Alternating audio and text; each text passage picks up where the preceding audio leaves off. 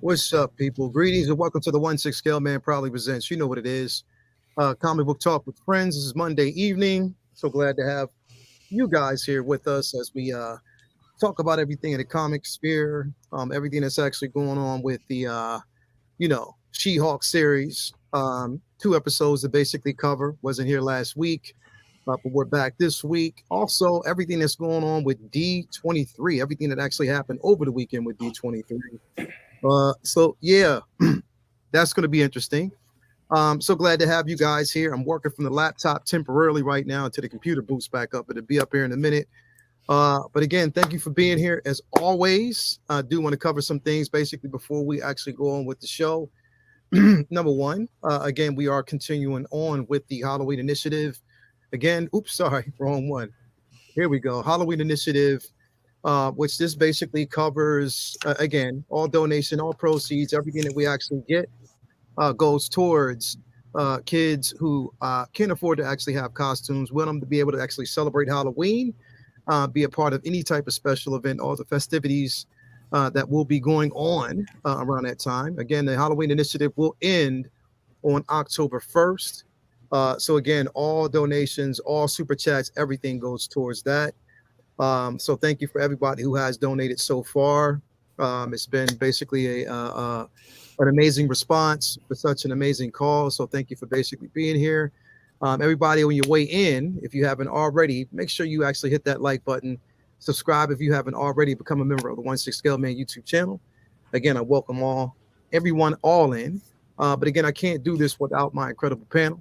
So let's basically bring all of them in here with me. What's going on with y'all, brothers? Greetings. What's going on, man? People? Man, so glad to have you all here, man. We're going to have a hell of a discussion tonight. A lot to basically cover. A lot of things that we actually want to discuss. I know, Vinny, you had some things you wanted to actually go over as well as you, Brendan, as well. So we'll get into that a little bit later on. But yes, definitely wanted to say what's up to everybody, man. How you doing, Vinny? How was your weekend, bro? Man, fun weekend. A lot of just low-key weekend. I had a cold last week and I'm trying to recover from it, so I didn't do nothing too crazy this weekend. I was trying to get over it, get over the hump. So if you see the screen go out for a minute, it's probably because I'm having a coughing fit and don't want to do it on air. So forgive my voice. And but good weekend, good past couple weeks, just catching up on a lot of reading, a lot of drawing. I recently did a X23 piece, got that wrapped up finally. I did Amber Midthunder as X23. Everybody's seen her in Prey, the new movie with the like on Hulu, and there was a lot of fan casting rumors about her, how cool it would be if she was Laura Kinney in a future, film possibly, and that would be a interesting idea, I thought. So I jotted it down, and getting ready for Inktober coming up and a whole bunch of other side art projects that I've been coming up with ideas and plans on. So catching up on work, catching up on Cobra Kai. We got a couple episodes of that to finish up. just watching it. Yeah, man, just juggling a lot, man. A lot going on. And then, of course, catching up on all caught up with She-Hulk and trying to keep up with all this D23 news, dodging D23 fake rumors, and just a whole bunch of hubbub. Interesting time to be a geek, man. Lots of news, good or bad, just never boring. Yeah, definitely, man. Definitely. So As always, brother, thank you for being here, being a part of the show. Always As a pleasure. always, Jedi Pimp, man, what's going on with you, man? How was your weekend, brother? What's good, man? Barbecue, pool, and watching football. I'm so glad that football is back. I missed the game. My boys played Sunday. It was a crazy game, but Eagles won. Eagles Nation over here. Other than that, man, I just relaxed, bro. I took a needed relaxation weekend, needed time period to just chill and do family stuff. So that's what we did this weekend. That's what's up. Definitely what's up, man. It's always good to have those, bro. Ain't nothing wrong with that. Definitely nothing wrong with that. Mr. Butt Naked, Jedi, come on, man. What's going on with you, bro? What is it now? The Collector Without Fear? That's your new name? Yeah, I switched up to IG. I figure, I am heavily focused on Daredevil, so it made sense to keep it in line with that. So so I changed that. It's been good. I mean, speaking of, I think in the last 4 days I picked up about 65 new books, and about 60 of them were Daredevil. So I mixed 5 in there. We're not Daredevil, but so picking up some books, jumping into The Last of Us Part 1, the remake for the PS5, because I haven't played that game in forever, so playing on the PS5 has been a blast. So really enjoying that. And I got the arena suit Boba Fett hot toy in, so I've been waiting on that one for a while. So got that in. I still have to watch the season of Cobra Kai. I haven't gotten a chance to do that. But I did get my love sack, and I'm loving my love sack. So anybody you should get a love sack because it's amazing. It's wonderful. Yeah. You and your love sack, man. Ain't nothing wrong with that. I'm telling you. Love sack, no K, just a C. Look it up. You want it. Well, again, man, thank you all for basically being here. Let me address the chat real quick, and so we can kind of dive into the festivities. We got Beskar Kid in the building. So glad to have you here, man. We got Renz Talentino, 12-inch Moose Dream. We got Vinny out there. Latoya T, my baby, is in the building.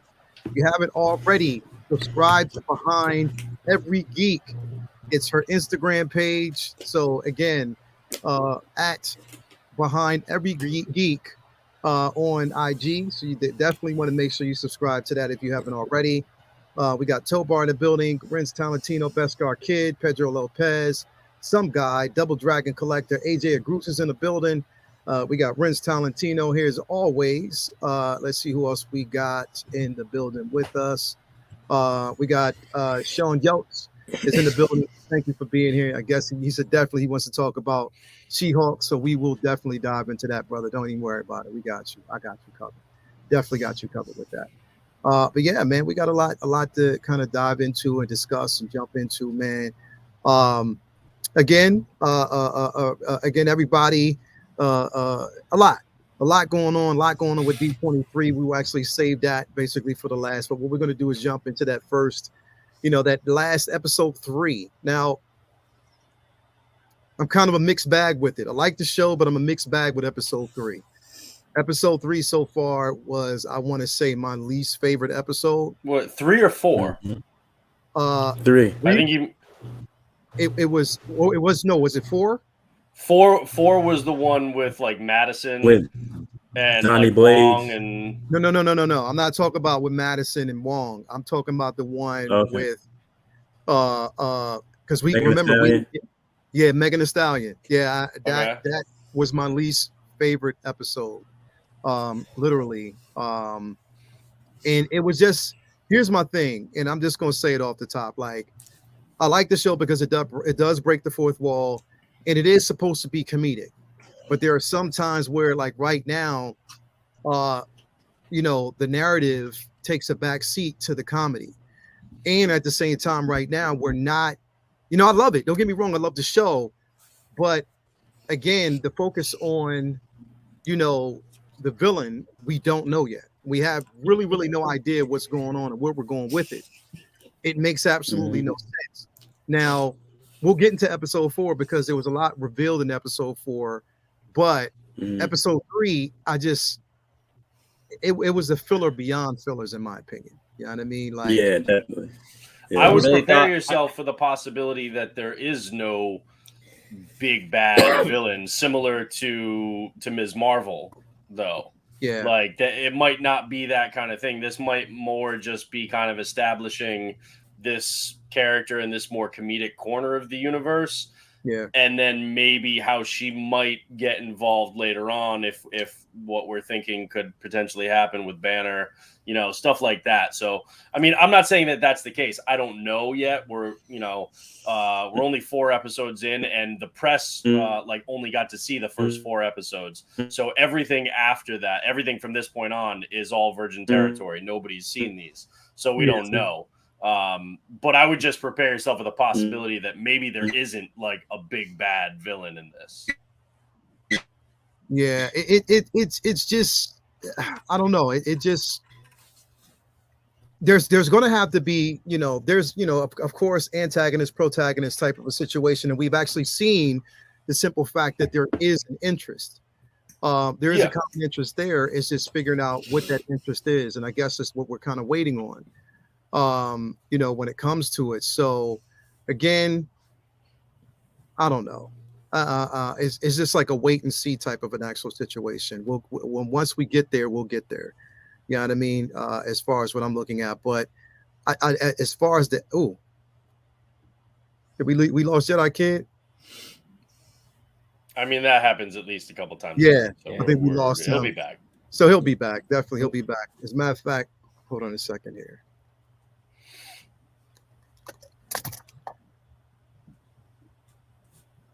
Hold on, I should be dipping in a second on the computer because again, it kind of booted back up. So I should be in here in just a minute. But I don't know. It was just I didn't think nothing against her. Oops. Nothing against.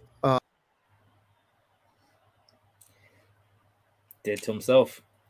Well, I mean, here we go. Here we go. Here we go. Himself mid-sentence. I would have Yeah. at least waited till Nothing you finished against- the thought before. Nothing against Megan. I just don't think that the episode really warranted. I think that- your audio is still coming through the computer and not through your mic. Yeah, it's going to come in a second. I had to change it, so it's just kind of a slight delay here because my computer is just kind of stupid. But anyway, oh, good. You're still clear.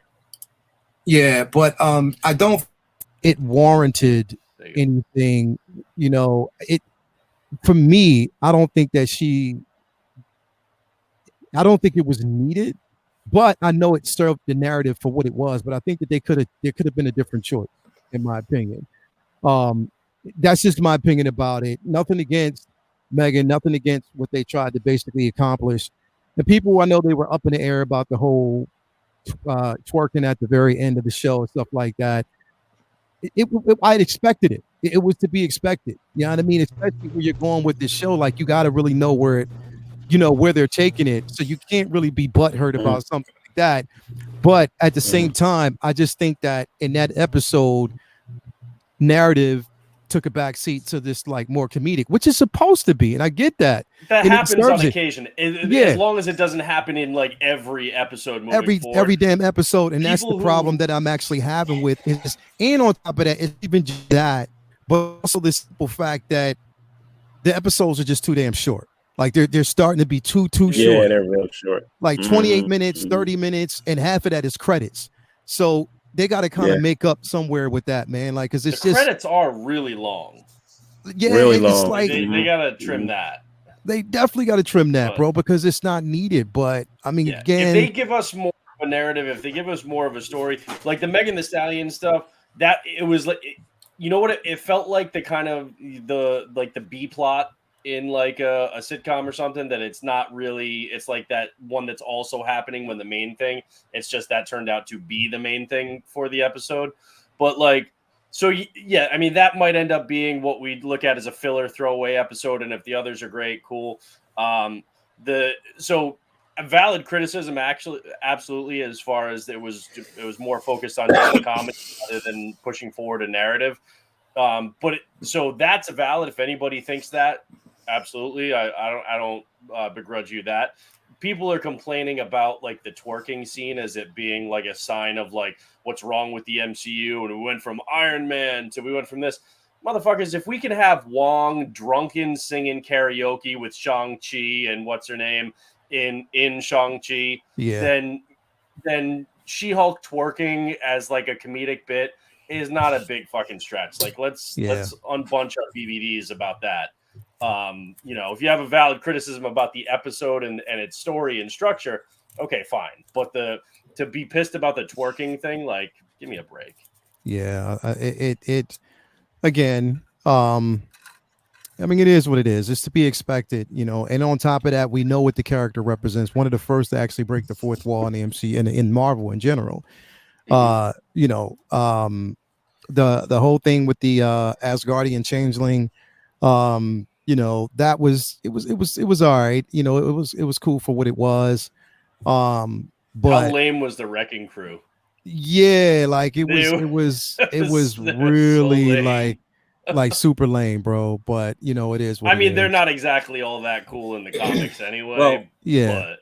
But it was Well, I'm surprised because I thought I was going to be walking into torches and mob here. I thought I was going to be the only one who was kind of a little bit soured on the last couple episodes as far as the quality of the entertainment, because this show is driving home that look, we're not taking ourselves seriously, and that is fine. It's just even if I understand that as they're trying to be funny, if it's not funny, then the problem isn't that it's comedy, it's just not good comedy.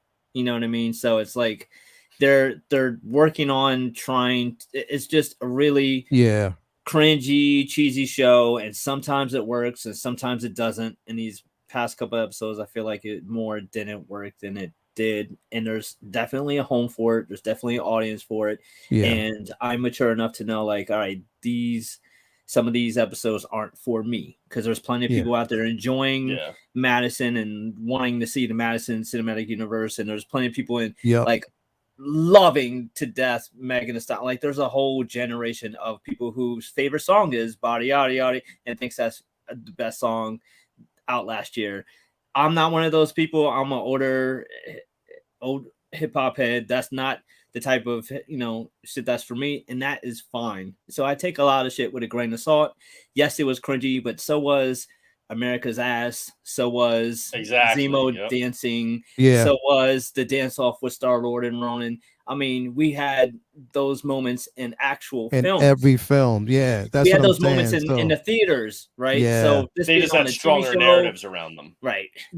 And I think that is probably my biggest gripe. It's like there's funny moments in every Guardians of the Galaxy movie, but I feel like, all right, when the comedy is like to catch a breath between a serious event or action sequence, it flows better when the whole point is setting up the next bit.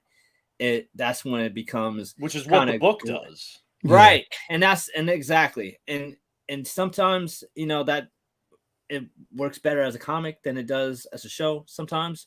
And I feel like that's it's a tough line to walk, because there's a lot of people who are like, okay, that's fine, this is funny, but like, what's the point here? Like Leo pointed out, we don't really know what the hell the point of the show is. We're not really an antagonist. I mean, tongue in cheek here, but in a way, kind of like the main antagonist of the show is just men in general. I mean, there's not one decent dude on the whole show except for maybe Banner, and who's gone.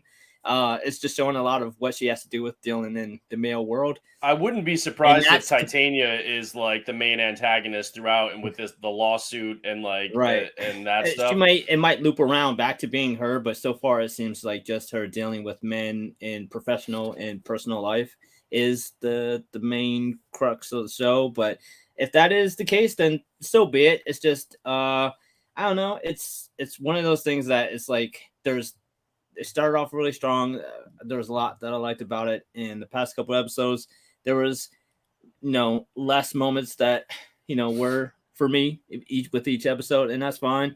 I kind of was bummed at the Wrecking Crew because they're a joke in the comics that are, they're a joke in the comics, but they're also super powerful. So they were neither, which is fine. Whatever. It's not like I expected Wrecking Crew to be a big part of the Marvel Universe moving forward. I'm a little bummed at a little bit better though. A little bit better.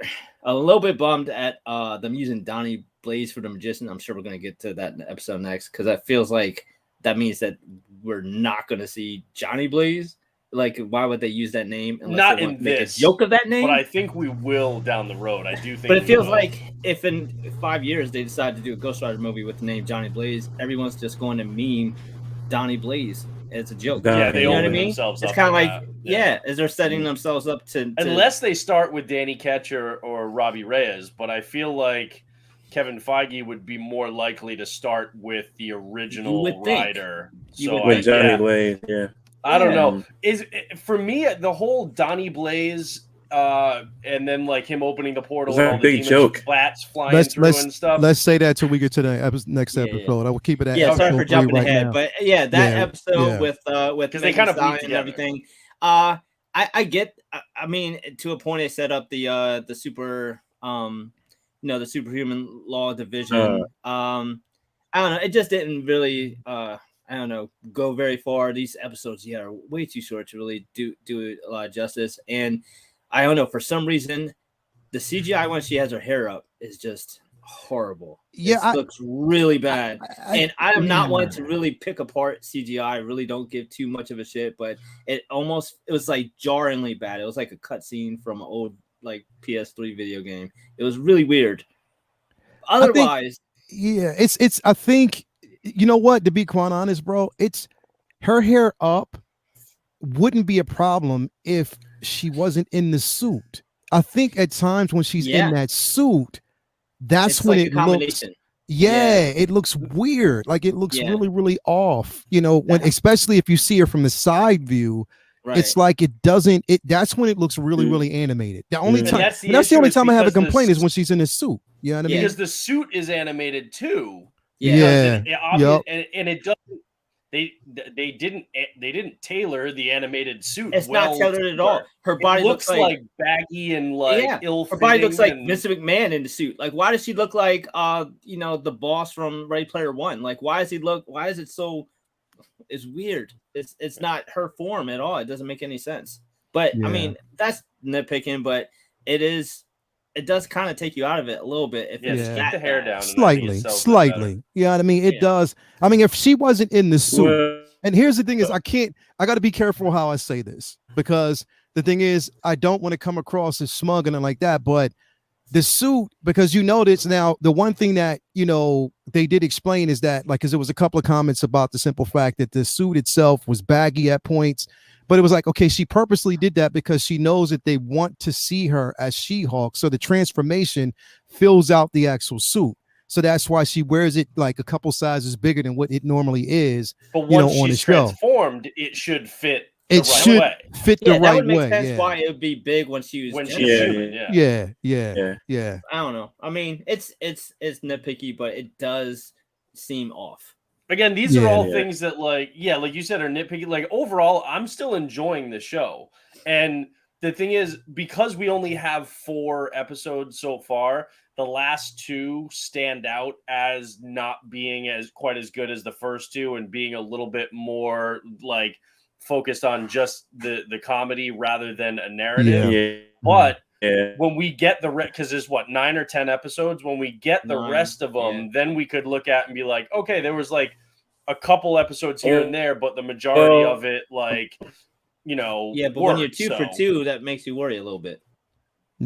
But I mean, I don't know. Like, the thing is, these last 2 episodes, 2 for 4. Sorry, these last 2 episodes, I didn't hate. There was just more that I was like, okay, like I felt like we started strong and now we dipped down a little bit. But if we come back up, then in the grand scheme of things, I think we'll look back on these 2 episodes and be like, I can deal with that. Yeah, so I'm certainly not tapping out. It's just, we'll see. Yeah, Jedi K, what did you think about it so far, bro? Is he there? Or is he froze? He's froze. Yeah, he's froze. Go ahead. Brendan, go ahead. What are you gonna say? Well, I'm just hoping. I mean, again, like I mentioned before, they only sent the first 4 episodes out to be pre-screened by press.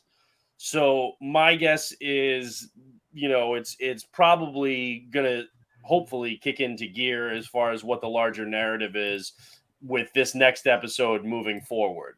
And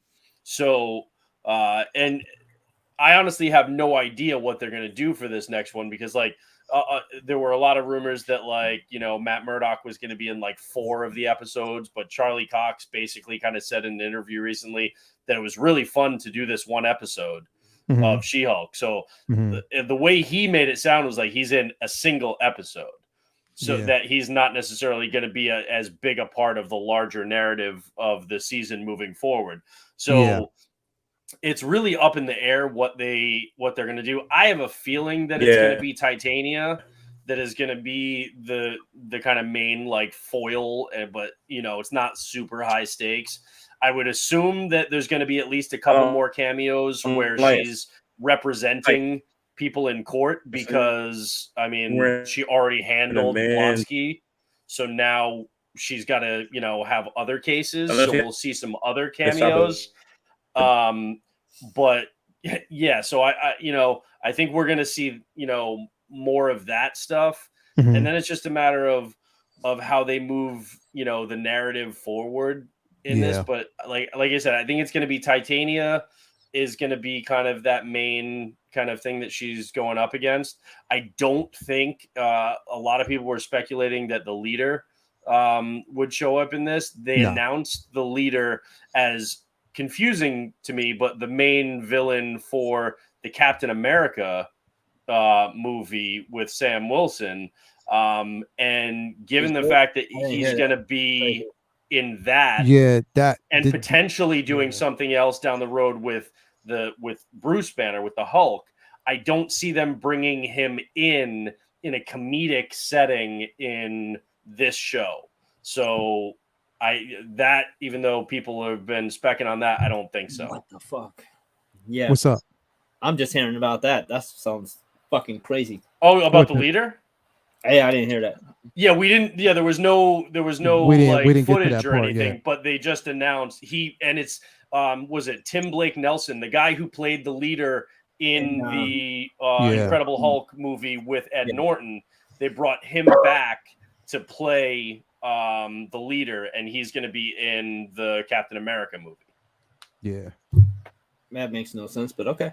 Yeah. I don't really. Here's know the thing. either. I'm gonna wait, and the thing is, I'll always reserve my comments on that because there could be a reason why. And also just remember that, the last time we actually saw him, he was part of the program that was trying to actually help develop that super soldier serum. You know what I mean? And was also trying to actually understand, the Hulk's transformation, how he became who he was, stuff like that. So you never know what the government may actually have him doing, or what he's trying to do. So that's why I'm just gonna reserve it and wait. Yeah, I'm just very confused. I'm not taking judgment right now, but to me, I was like, I feel like he would have made more sense if he was going to be in the Thunderbolts movie, because when you think about the number of people on that team that all have a version of the super soldier serum in them.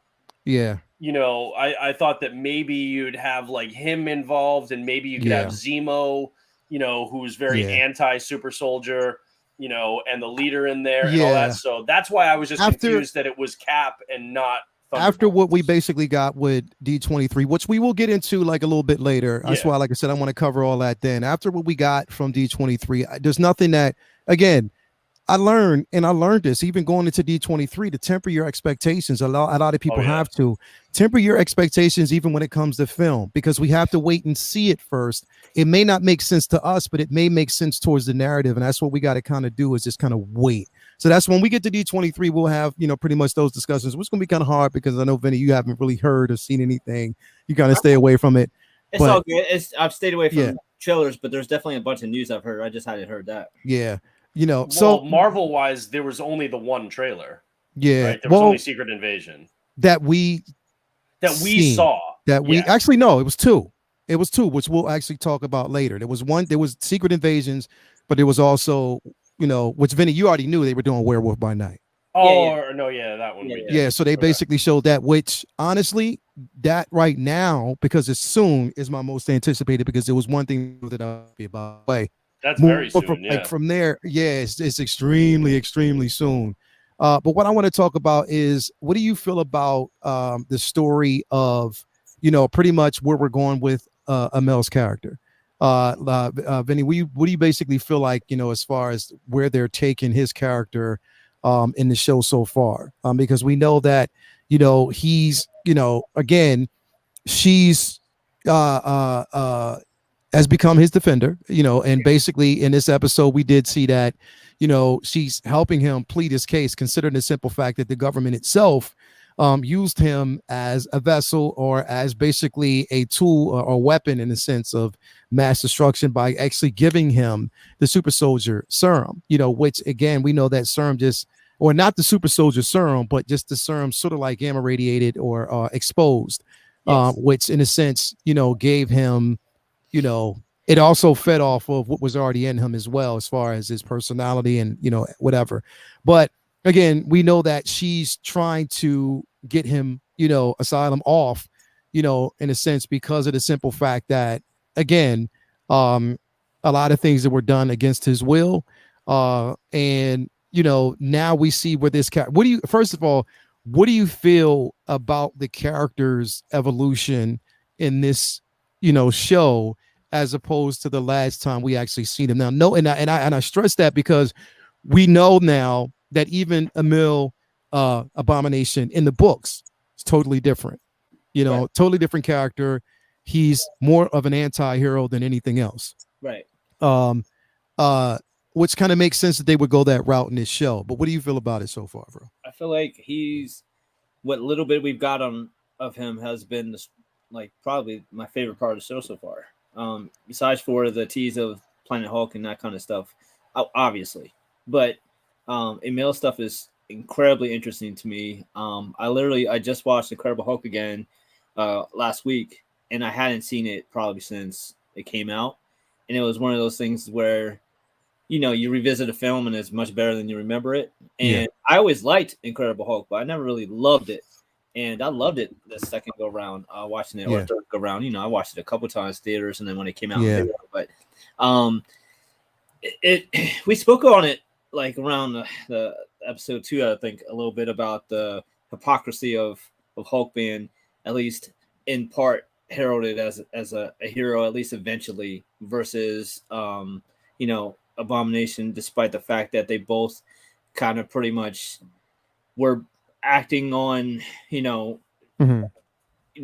powers that were far beyond their control, and so on and so forth. And he has like nothing but points on points on points as his justification. I mean, he was giving these powers by the government to complete the task, and literally that's what he set out to do. Yes, he like went crazy in Harlem, but it's in the grand scheme of things, it's nothing any worse than what Hulk has done. And Hulk has been allowed retribution without serving 20 years in the prison.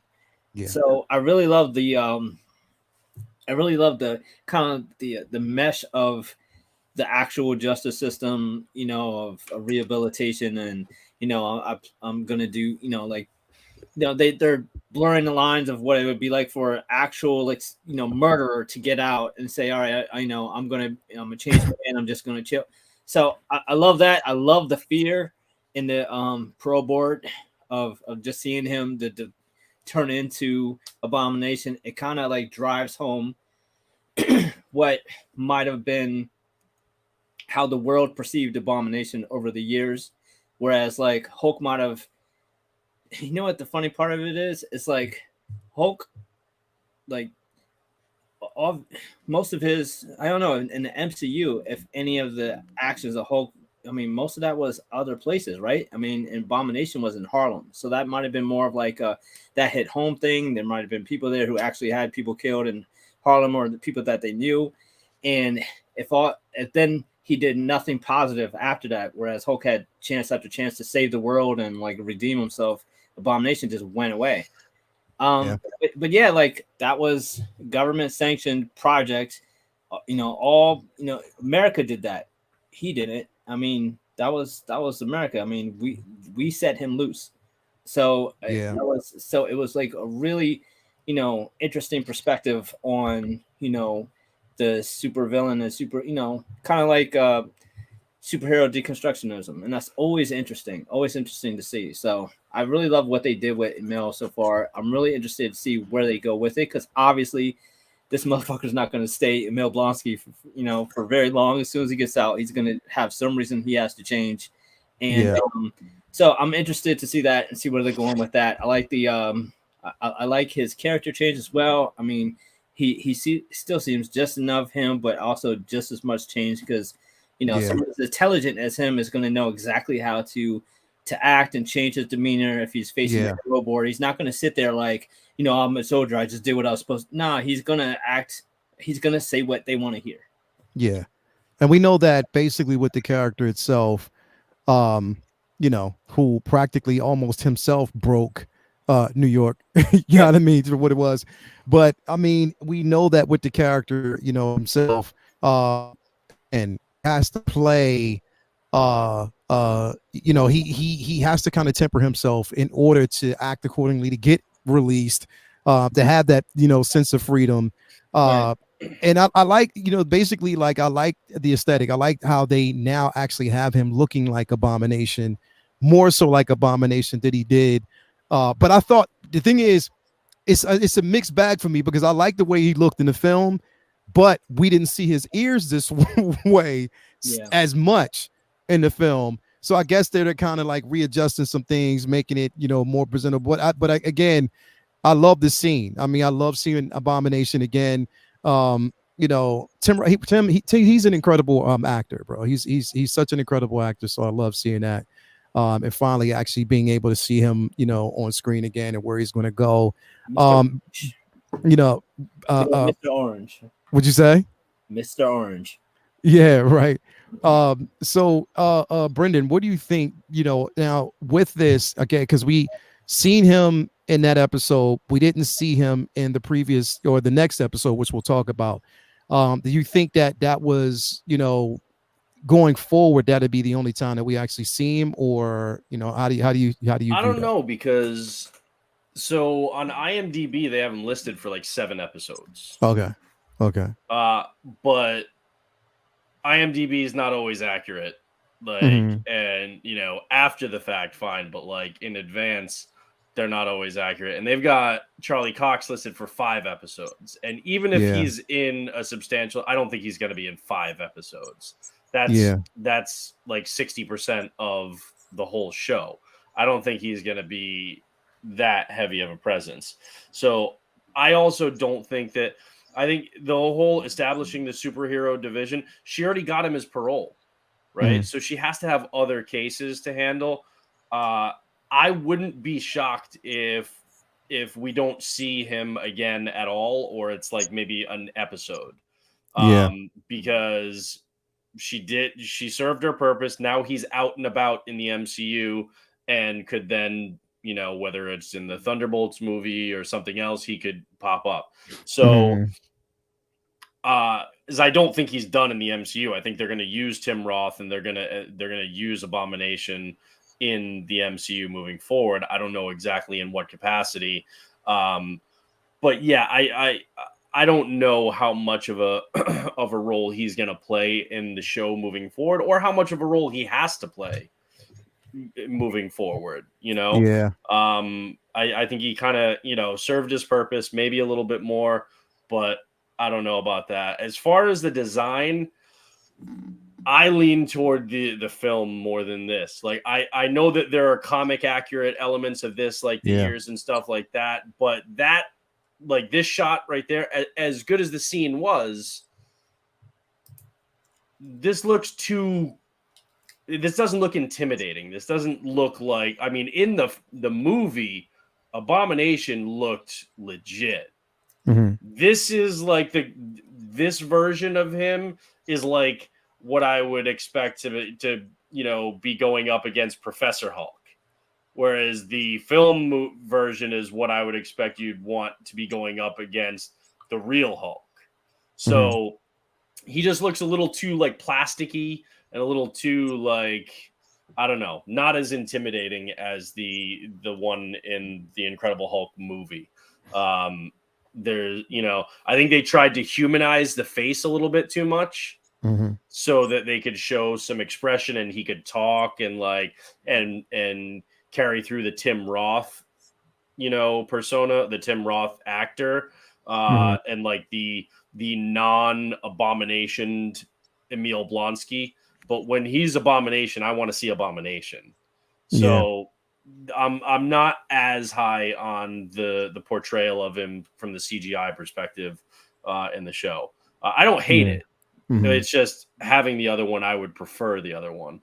And especially like if he gets let loose into, the rest of the MCU and into more serious corners of the MCU where there's bigger stakes and it's not jokey and it's like, okay, we need the fucking Abomination now. This version doesn't really hold mustard for me. Again, like I don't hate it. I just think that it'll have to change by the time he's in there with, like, say, the Thunderbolts or Cap and Zemo and whatever else in the New World Order and stuff like that. If he's going to be seen as like that level of threat, But it makes more sense. It makes sense considering the rest of that team dynamic because they're almost all just basic soldiers. So I don't think that they'll be having them go up against, your destroyers or Thor level type villains to need someone as crazy, as powerful as full. Well, I'm not even saying he would be the villain, but even maybe he would be on the team with them. But even if they did, if you a member of the team, I'm saying as well, but that's what I don't think he'll be a member of the team proper. I think he might be in the movie. I don't think he'll be on the team though.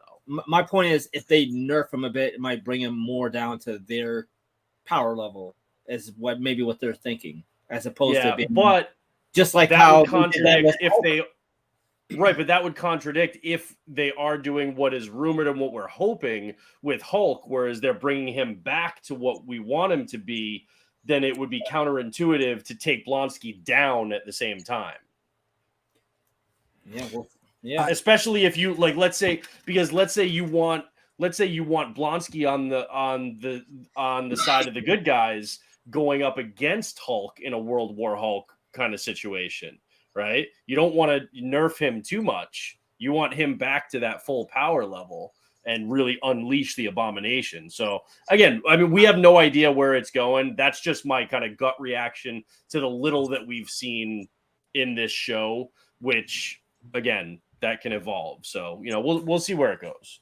Yeah. And that's where I'm at, it's just mainly waiting to see, because again, I think in my opinion, I don't think that there's going to be too much more to see from him for right now.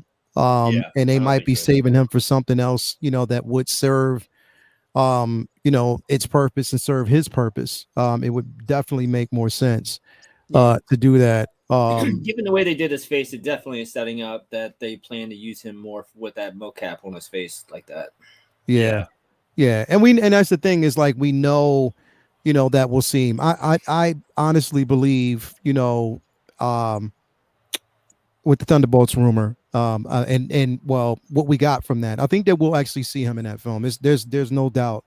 I think we will too. To see it. So, I'm just, again, you I just can't don't want him to be put the all your comedic cards on the relief in that table movie. right now, and and just kind of reveal everything. You just gotta kind of wait and let it play out the way it's supposed to. So I think, again, once we get to that movie and film, we'll probably see a bit more evolution. We'll see him in a form that we want to see it. But I think his purpose now, and the thing is, it's like, get him in, get him out, because the thing is, they don't want him to be too comedic.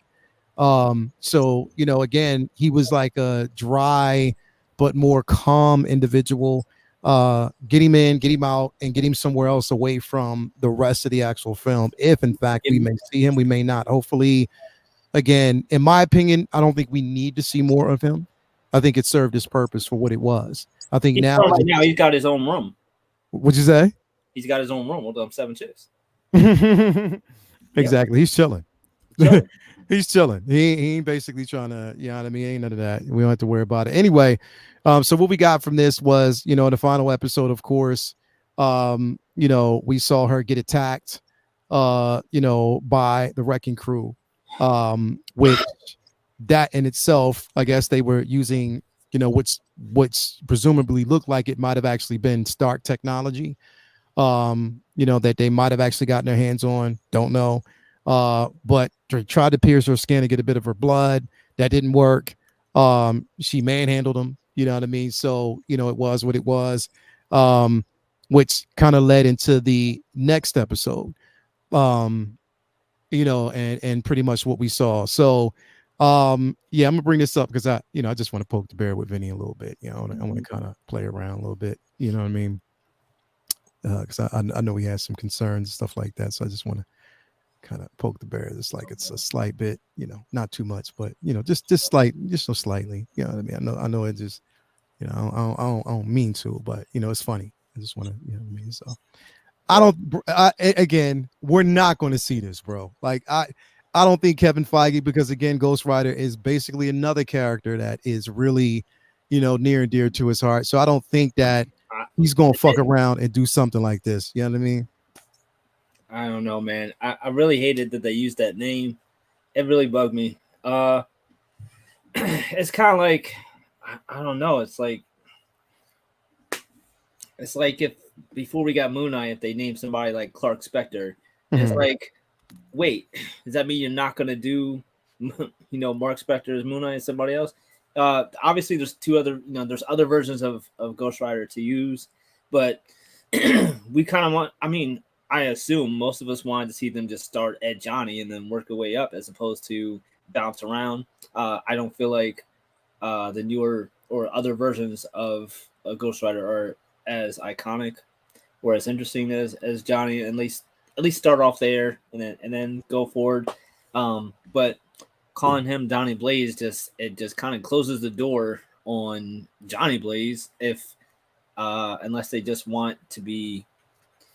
Unless they just don't give a shit and they're like, well, go ahead and make fun of it or meme us, whatever, because of 2 years, 3 years that they decided to do a Ghost Rider movie with Johnny Blaze.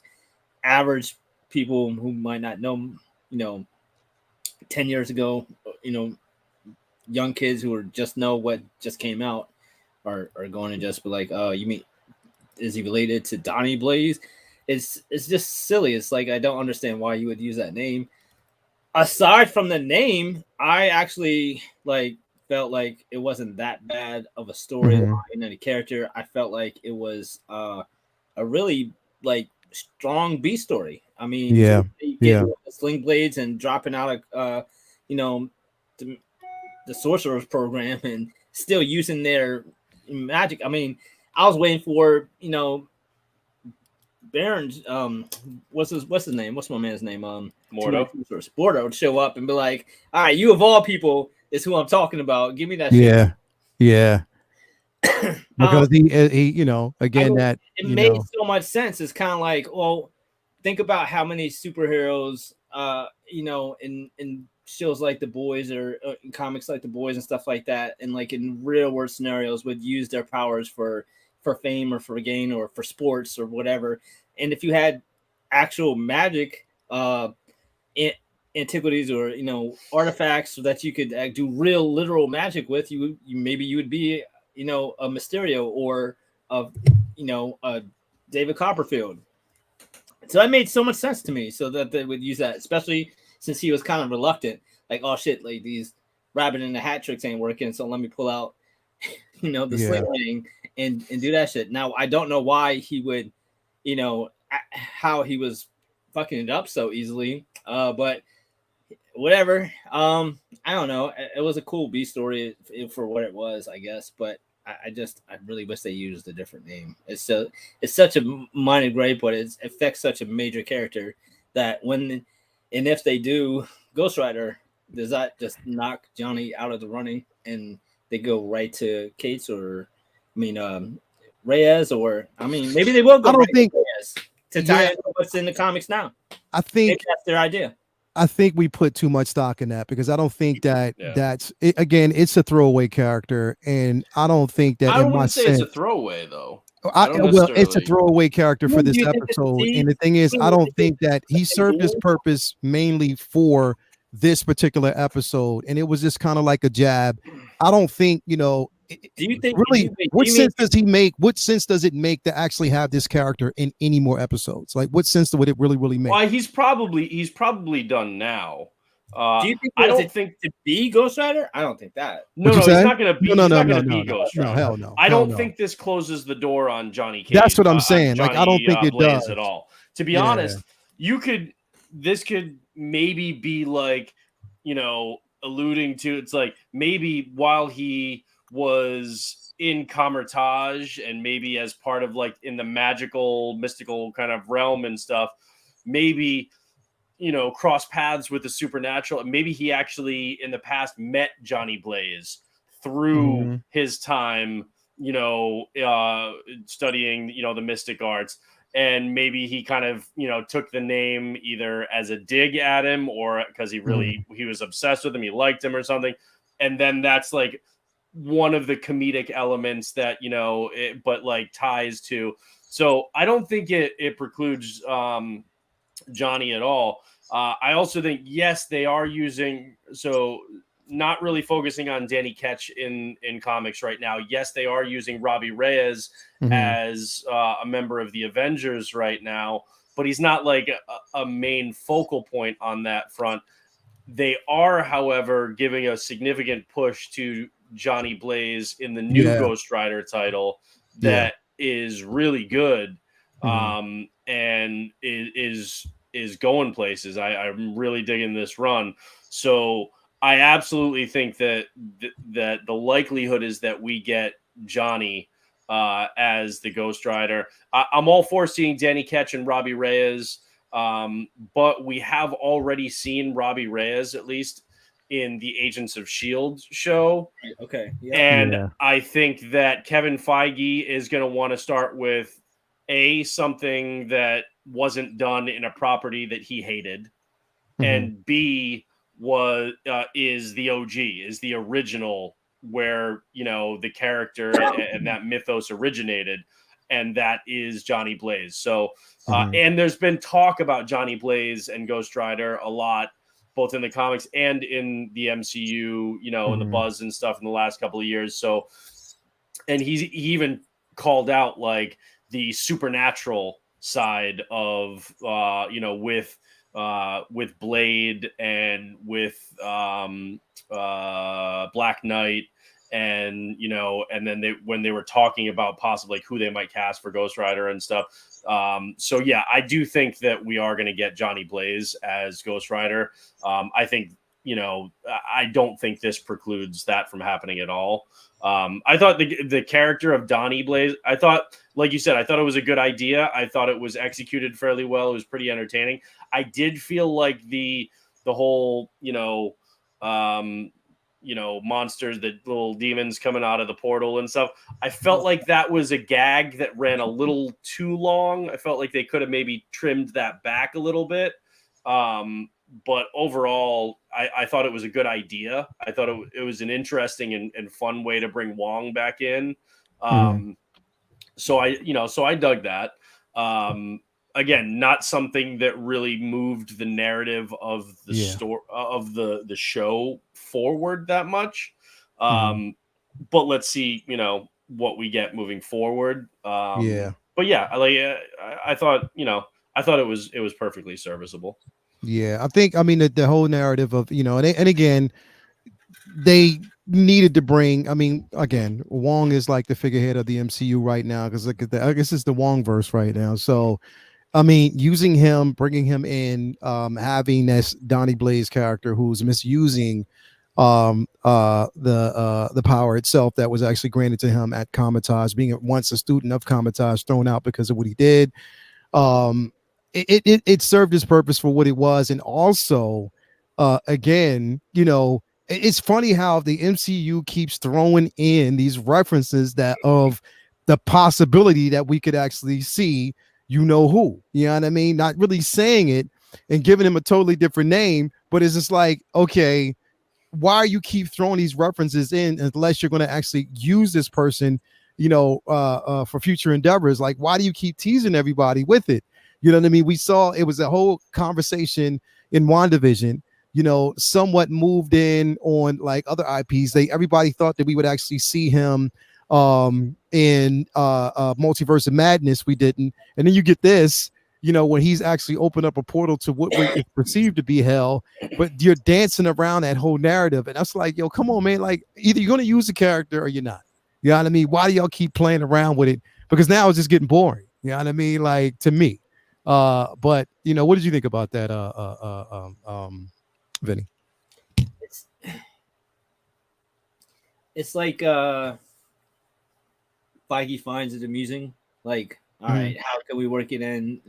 This will really, it's almost like they find it funny knowing that we're all waiting to see if they ever actually go forward with that. And it's probably like they're too stupid to realize that the mouse probably is not going to let us have a representation of the devil as a main villain in our films. So this is what they get for being naive enough to think that we're really going to do that. Who knows? But at this point, if you didn't pull the trigger on it with WandaVision or Multiverse of Madness, I don't believe it's ever going to happen. I mean, they had two perfect opportunities.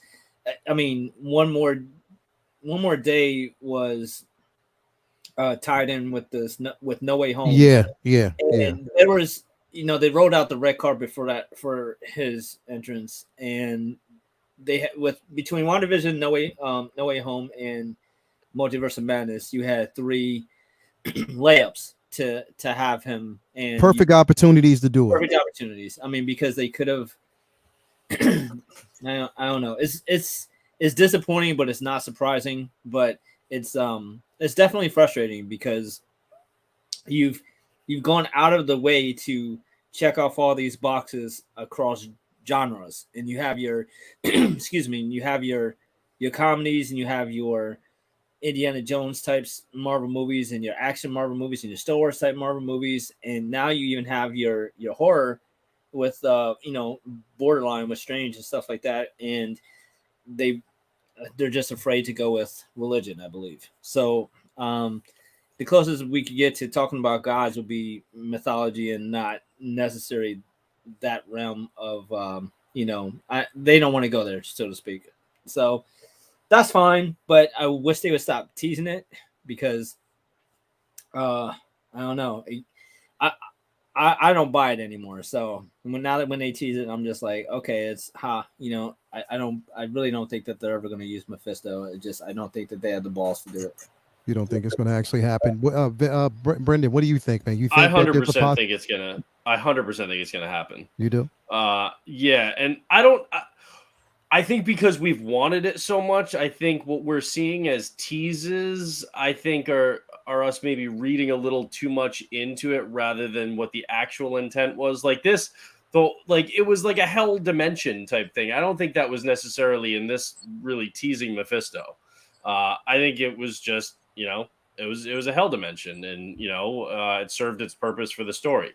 But given Mephisto's history with key characters that they are assembling in this universe right now, from Doctor Strange to Spider-Man to Ghost Rider to Moon Knight to Blade, Black Knight, I absolutely think that eventually we will get Mephisto. I think they have plans right now that involve Kang and Secret Wars and that stuff, and they're not going to rush a Mephisto and have him be a one and done, because I don't think that's really a one and done kind of villain. I think if they're going to do him, he's probably going to be in a couple different properties. But you can regardless, I just to me,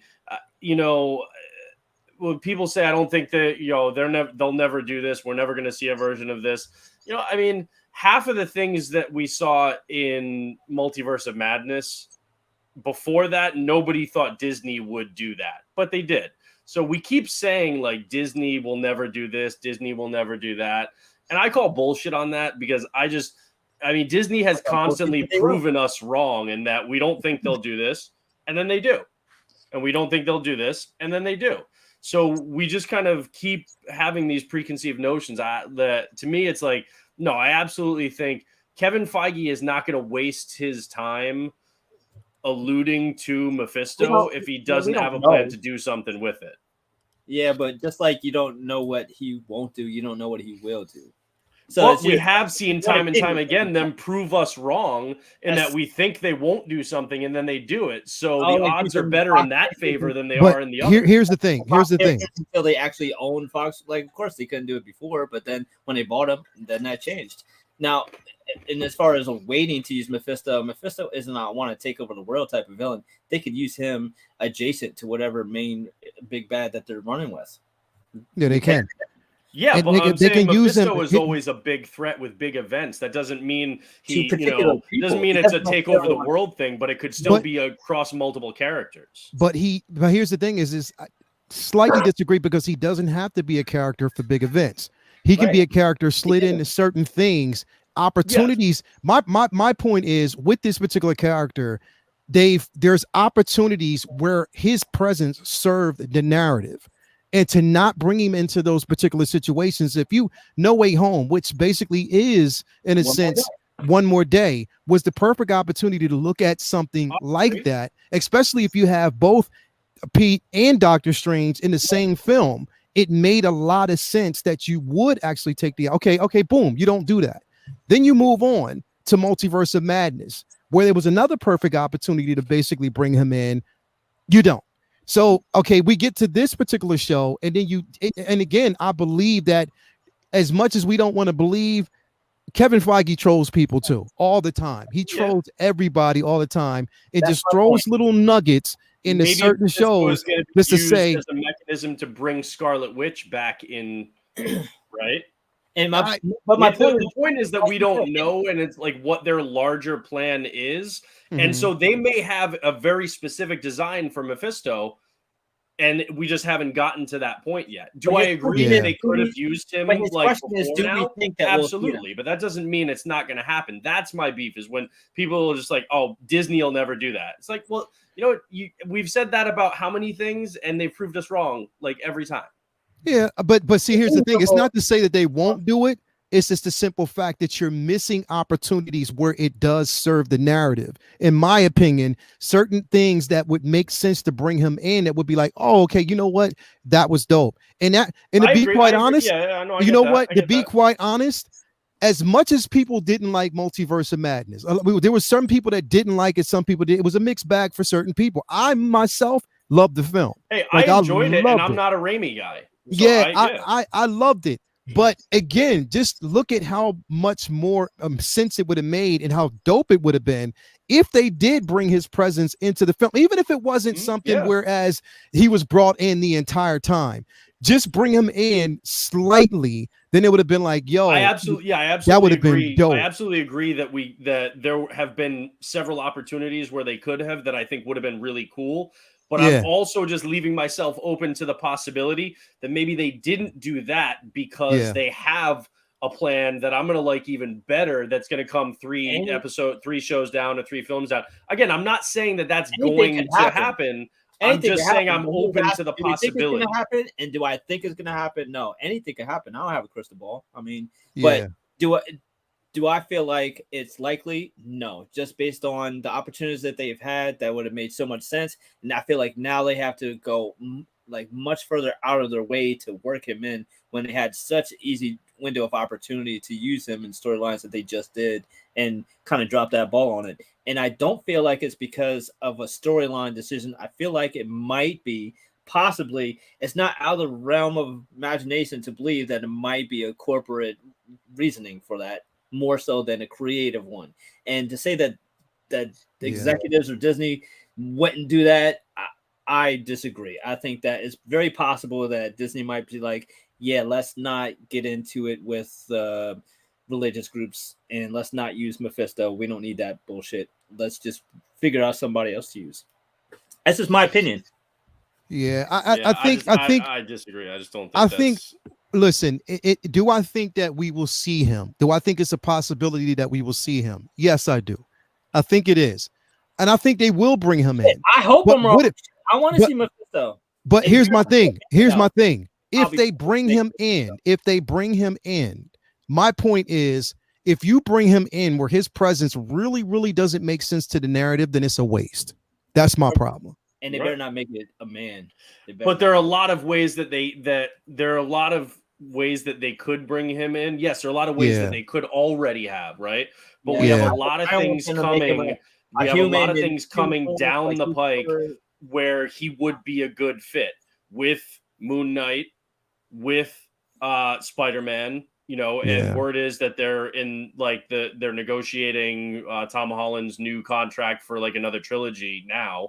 Again, that take it with a grain of salt, don't know, but like with with Blade coming in, with Black Knight coming in, with the potential for Ghost Rider coming in, which Ghost Rider comes as a character with his own set of religious iconography and lore, you know. Mhm, So I'm just saying that there are a lot of avenues coming up where he would fit in. Yeah. Yes, we've already had some that have been perfect fits for certain elements of his lore, but we haven't had a strong supernatural core to the MCU yet. We've had magical with Doctor Strange, and they just veered into that magical horror side with Multiverse of Madness, but we haven't had the supernatural, the really, kind of supernatural elements yet. They're starting to bit by bit drip those in, but we haven't really had that corner yet. And to me, that is the best place to bring him in first. And that's why I still don't discount. Like, I still strongly believe that we will see him because, one, he's too good of a villain, I think, to leave on the table. And two, if you're going to build up that supernatural core, characters like him, Lilith, like those are, I think, some of your best, biggest hitters. Dracula, that's what I think we're gonna see. So that's why I'm being patient with this because I do see it on the horizon. So do you believe that? So what you're saying is that with the possibility of us actually getting the Midnight Suns, Ghost Rider, Blade, that type of. So, but the thing is, it's like now we're dwelling in a well of possibility, whereas we really right now they haven't even said anything about the Midnight Suns being a presence in the MCU. Yeah, it's crazy because you know what I mean. And me personally, the Midnight Suns, while I really like it, is not the thing that I want them to jump into right off from from jump, because I think that I would want all those characters to be established before you jump into Midnight Suns. That being said, I have long been the one to point out the kind of synergy and the symmetry between what's happening in the comics and then what they start to push on film and television. We've seen several examples of that. And right now,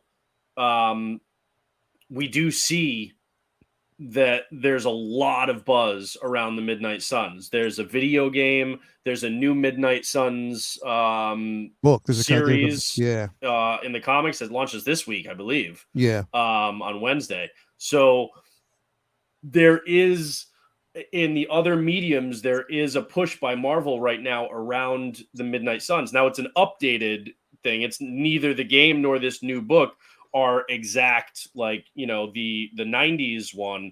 So I do think that there's a very strong chance that we do get some form of the Midnight Suns, but not a strict adaptation, because none of them have been strict adaptations in the MCU.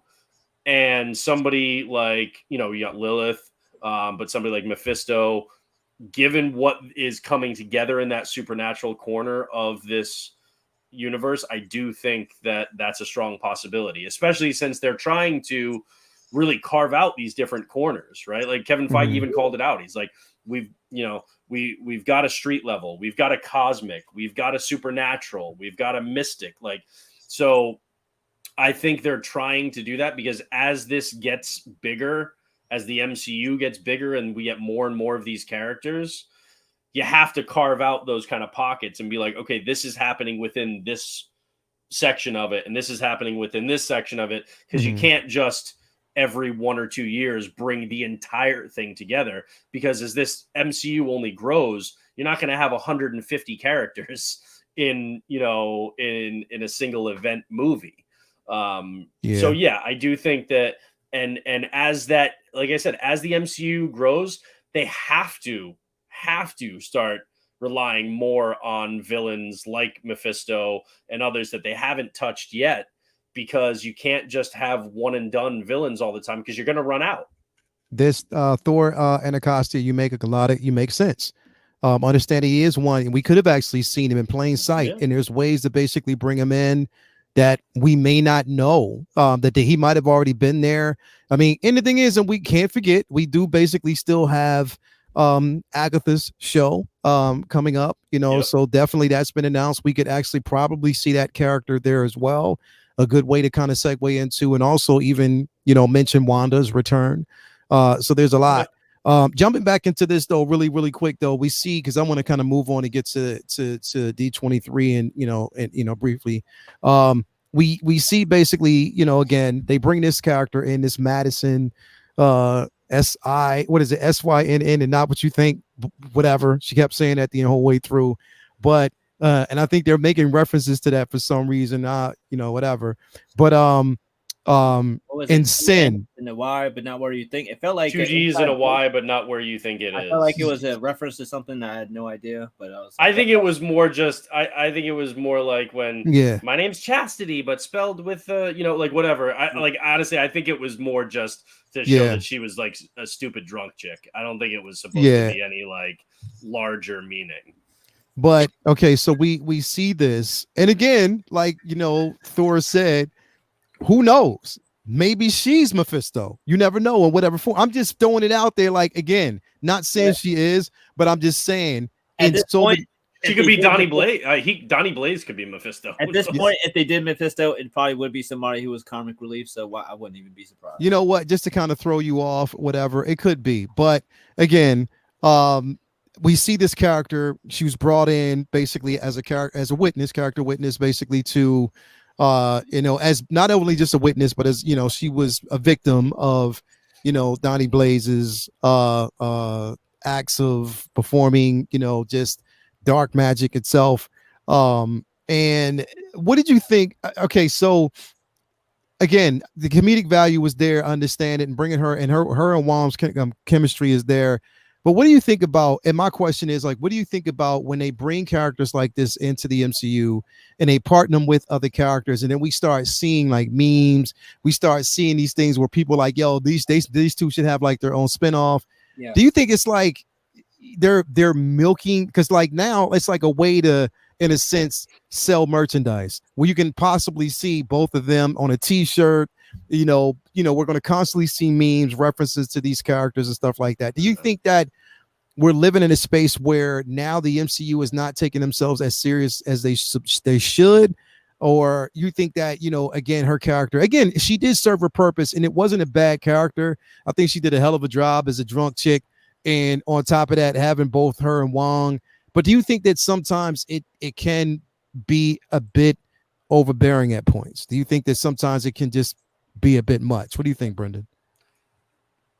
I think it's nothing more than they had an idea for comedic elements of the show and they wrote it. I don't think this was like, oh, we're gonna have like t-shirts that say Wongers, or like I don't think that, as much as marketing and merchandising is a big part of the film industry as a whole and television, and and what Disney is doing and what Marvel is doing, I don't think that's the motive behind Madison and behind her and Wong. I think that just came out of the writer's room because it very much fits in with the rest of the comedy in this show.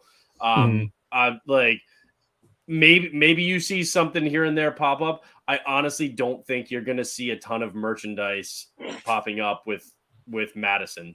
I really don't. You're not going to see figures. You know, I just don't think you're going to see T-shirts of Madison in a like skimpy dress like on the chest. Like, so I think it came out of the writer's room because it fits in line with what the type of comedy they're doing for the show. You know, I don't think they care about like memes on the internet. They would care about if they're selling something. I think people are reading into that way more than is needed. I couldn't disagree more. I think that you're underestimating the value of social media marketing in this day and age, and I feel like they're absolutely writing stuff that they hope will trend into this show. Just like how, because this is already trending. It's trending like crazy right now. Because it's a new age. It's not just about merch. It's also about just hashtags and getting that buzz out there. And if you got all these people like sharing memes, like think about what memes has done for Game of Thrones or Breaking Bad. It drives shows and it gets everybody talking about shows. And when a Game of Thrones show is out, all you see is people sharing memes and making people like, all right, what is the show? I'm seeing all these damn memes. Let me check it out.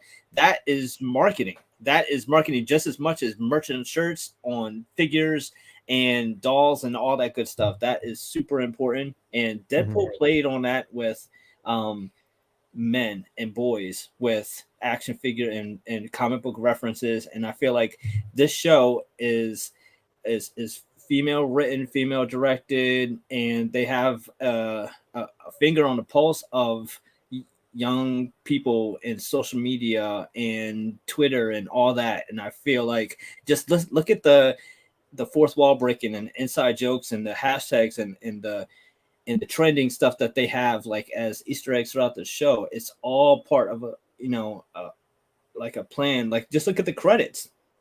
I feel like it's all like marketing strategy to push the show, and it worked. I mean, all we've seen all week is Madison Cinematic Universe and Wongers and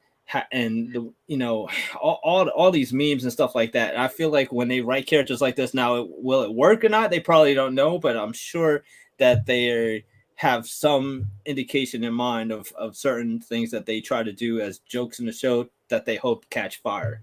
And I feel like that was absolutely something that they were hoping that would catch. It's a silly, drunk white girl who they knew would reach an audience that doesn't typically watch superhero punch and power shows, and they're trying to grab them too. Like everything is for a reason. They're trying to get every single piece of the pie. I agree that a lot is done for a reason. I don't think this was one of them, just because this could easily have just been people who were like, oh God, she's fucking annoying, and completely blown up in their faces. I know that there are things that come out of shows that, but that's also trading on her celebrity. Though this is like, honestly, yes, there are times where they are looking at that to try and find something that will help market the show. This, I don't think, is that. I think this is something that took off on its own because because a lot of those things you can't predict. That's like trying to predict if something goes viral, and you can't predict if something's going to go viral. And I think people are reading too much into it because people are cynical. Here's the thing, though. I would have said that was true. I mean, I would have probably erred on that slightly. But to show her and Wong in the after credits, bro, that's where it's like, okay, we already seen it. We already seen her. We already seen the conversation that they had. They were together basically the entire time. We've seen that. They show them the after credits, going through drinks, partying, this, that, and the third. It's a post-credit scene, and you've got to come up with one for every post-credit episode. scene. Everything on on Jersey 4. I think that this is Disney we're talking about. This is Disney. This is the MCU. This is basically a way to get butts and seats, merchandise out there, people talking, people memeing, because they know that's what's going to actually happen. Hashtags, stuff like that, because it brings more presence to the show. That's how you get people to watch the show, is because you you have these things that are out there set in place to draw attention, to start the conversation. And I think that this, I mean, again, if they weren't using her as a focal point, we wouldn't have seen her so many times. So I think that, again, as much as we want to believe that they don't, like one episode, but almost the entire episode. Yeah, like because literally, because she was written, the character had a role to play. That's why, like, if she's not in the rest of the show, we still gonna think that this was done just as a marketing ploy. Like, I'm not saying that they deliberately do it. I'm not saying that they deliberately did it. I'm saying that they knew that there was potentially what they were doing. They knew that this was going to catch fire, because if they didn't, if there was no know that it's going to catch fire, bro, come on, man. Like, if you basically put this at the after credits, come on, they know. Listen, bro, listen. They know today's. Hold on, listen to me real quick. Hear me out. They know today's society. They know today's youth. They know what they watch. That's why they put Megan Thee Stallion in that actual show. It got people talking in the last episode, which they still have been. But wait a minute. Doesn't matter if it's a celebrity. It most certainly does. But the narrative in today's social media, you see it all over Twitter. You see it all over, what is that? Instagram. You see TikTok videos of the whole thing. So they are, bro, they're milking that. And I don't care what nobody says. They know that it was a possibility that if people saw it was going to get people talking, you can't predict that something is going to go viral. You cannot do it. You know what? But it worked. It worked. But you're saying they're not trying. It worked. I'm not saying that they might not try to do that. I'm saying, based on the way this character was used, a one-off character as of right now, because we don't know where if she's going to be in anything else, then this, if she was just thrown in there and it didn't really like do anything to further the story of the episode, but it was just like, we're going to see, but no, do I think that they built an entire subplot, or actually this was the A plot? If they built an entire A plot around a character that was 100% just meant to be like a hope this catches fire. No, I think that's horseshit. TikTok crowd. She was there to grab the TikTok crowd, bro. And she did, because basically it was an overnight meme. As soon as they showed it, that shit happened the rest of the day. You see nothing but memes. You see nothing but hashtags. You see all of that. I'll be damned. I'm telling you, anybody would be a fool to think that we will not see her in Wong in another episode or in something else, because they're using that. We won't see her. I don't know. What I'm saying is, I can tell you that, coming from a writing background early in my career, I can also say that, to me personally, it's a little insulting if people are like, you basically wrote this whole character in this whole episode just to try and get memeified, just to draw eyeballs, and you weren't actually trying to write some good content. And I think that's a cynical. Nobody's taking it away from that. Hold on. I think that's a cynical approach.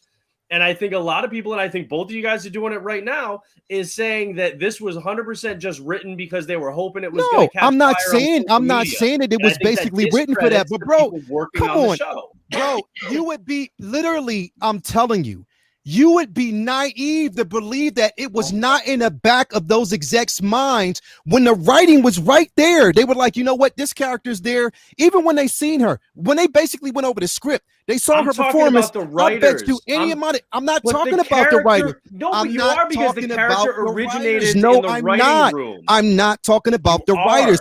I'm talking about the intent, bro. You would be naive to sit there and tell me that they are not using this as a marketing ploy. The exec doesn't have intent on it, bro. But you know what? No. The writers had to adhere to the narrative and what that company is telling you to do. So this was a marketing ploy. I don't care what nobody says. Hold on. The exec does not have intent on a character until the character exists, until it is written. And we're talking about the origin of that character. When they have it, then you can say execs were like, I'm hoping that this catches fire and this goes viral. Absolutely. You can say that. But the origin of the character, because the original question that you asked was this character used in this show just to become memeified? And the answer to that, I believe, is no, because the character was. I didn't say that. The character came out of the writing room first. Question. That wasn't the original question. It was. That wasn't. What I said was, do you think, again, these particular characters are basically thrown in? Okay, yes, they put her in there because she served the narrative, but you are not going to tell me that in the back. Look. Before they even air, wait a minute. You're giving two different. You're making two different points. No, I'm not. Let me explain why I think you're making two different points. Bro, because you're saying to me for a second and let me finish what I'm trying to say here, bro. So what I'm basically saying is, number one, yes, the writer's intent is not to basically make a character or they're writing because it serves the narrative. Of course, they basically put that in there, but you're not going to tell me that. Okay, those execs and everybody I'm not telling you that. But you're saying that you don't. No, you don't think I'm literally not saying that at all. Okay. I am not saying that the executives do not have that in the back of their minds. But that was not the genesis of the character. The genesis of the character was the writers coming up with something that served the narrative of the story. Okay. But the whole premise of this initial topic was, is she put in there just to serve that memification purpose? The memification purpose comes after. Of course she's not. I'm not saying that she was put in to serve just a meme. But they knew. Just said that a minute ago. What I'm saying is they knew that this shit was gonna fucking happen. They knew because you cannot predict something going viral. If you see this shit, bro, you mean to tell me if you're writing a fucking character in a show, right? So you're writing this character in a show. Again, before you and I, or the viewers out there see it, okay, they have to read lines. They have to know basically if these two characters have chemistry. They see it and automatically they're going to say, you know what, bam, that right there is going to be something that people will catch on to and it will go far. They knew that shit and it happened because it happened by design. As soon as that happened, the day after, not even a day after, a couple hours after, you start seeing memes, you start seeing TikToks, all this shit. All right, you just said it happened by design. Wait. You just said it happens by design. By whose design? Bro, come on. Answer that question. Okay, so wait. You're telling me. You are telling me that the producers or the writers aren't influenced. Just answer the question. By whose design? Come on, man. If that was designed. You wouldn't give me the person whose design. What do you mean whose design? You just said it happens by design. I'm asking you, bro. Who's design? Disney is in control of all that shit, bro. Regardless, they are. So of course, if you write a character in this story, yes, your intent is not to basically make this character. Okay, yes, they want that character narrative, but at the same time, that was the byproduct after the execs is going to be something that's pushed again, merchandising, all that shit. You're contradicting yourself. Okay, no, you're contradicting yourself. I don't think I am. Because you just said that it was by design. All right, and then you said that the character was not written for that. All right. By design, the design is of the executives, like you just said, who see this and be like, ooh, that could catch fire. That could be a big thing, right? Yes, but that's not where the character originated, all right? So we're saying that it was done by design, except the character was not created with that design. The character was written for the show. Then the execs saw the script, saw the casting, and realized, okay, this might take off. And so now they're hoping for that after the fact. And I agree with that. But two things. One, even if they're hoping for it, there is literally no way to predict with accuracy something going viral. They're hoping for that. But the other point is that the genesis of that character was not with that design. That design came after, when the execs, and you can't say that it was. You're minimizing somebody's writing and you're minimizing somebody's creativity by saying, they strictly wrote that just for marketing. Why are you not just instead giving credit to someone's writing to orchestrate? I'm the only one here who is giving credit to somebody's writing. But writing a character and casting a character that is likely to go viral is that's a positive. That's not taking away from these writers, especially when that is their goal. This is a silly show. They're trying to reach a silly crowd. That is the goal. The goal is to have fun on this show, and they picked a fun written character and a fun actress to push to the TikTok crowd who loves dancing and silliness and being carefree and being wild and just fun. And that is exactly the audience that they're trying to grab, because that is the type of audience who isn't watching Marvel movies yet. And they want to grab those people. So if they have someone in this show who was someone picked out of the audience, and they could write a character that is likely to be fun, silly, and catch fire with her catchphrases that she literally repeats the whole time. You mean to not realize that this is a machine here that picks writers and storylines and characters all with the intent in mind to sell a product. It's all about driving home money and picking off. We were just talking about all the different corners of the world that Disney is trying to reach, and they don't really have someone going after the TikTok female teenagers and young adults. And that is exactly what that character was written for, and it fucking worked. She blew up like wildfire. And to say that that was completely by accident, that they had no idea that when they were writing this character, I literally never said that was completely by accident. I literally never said.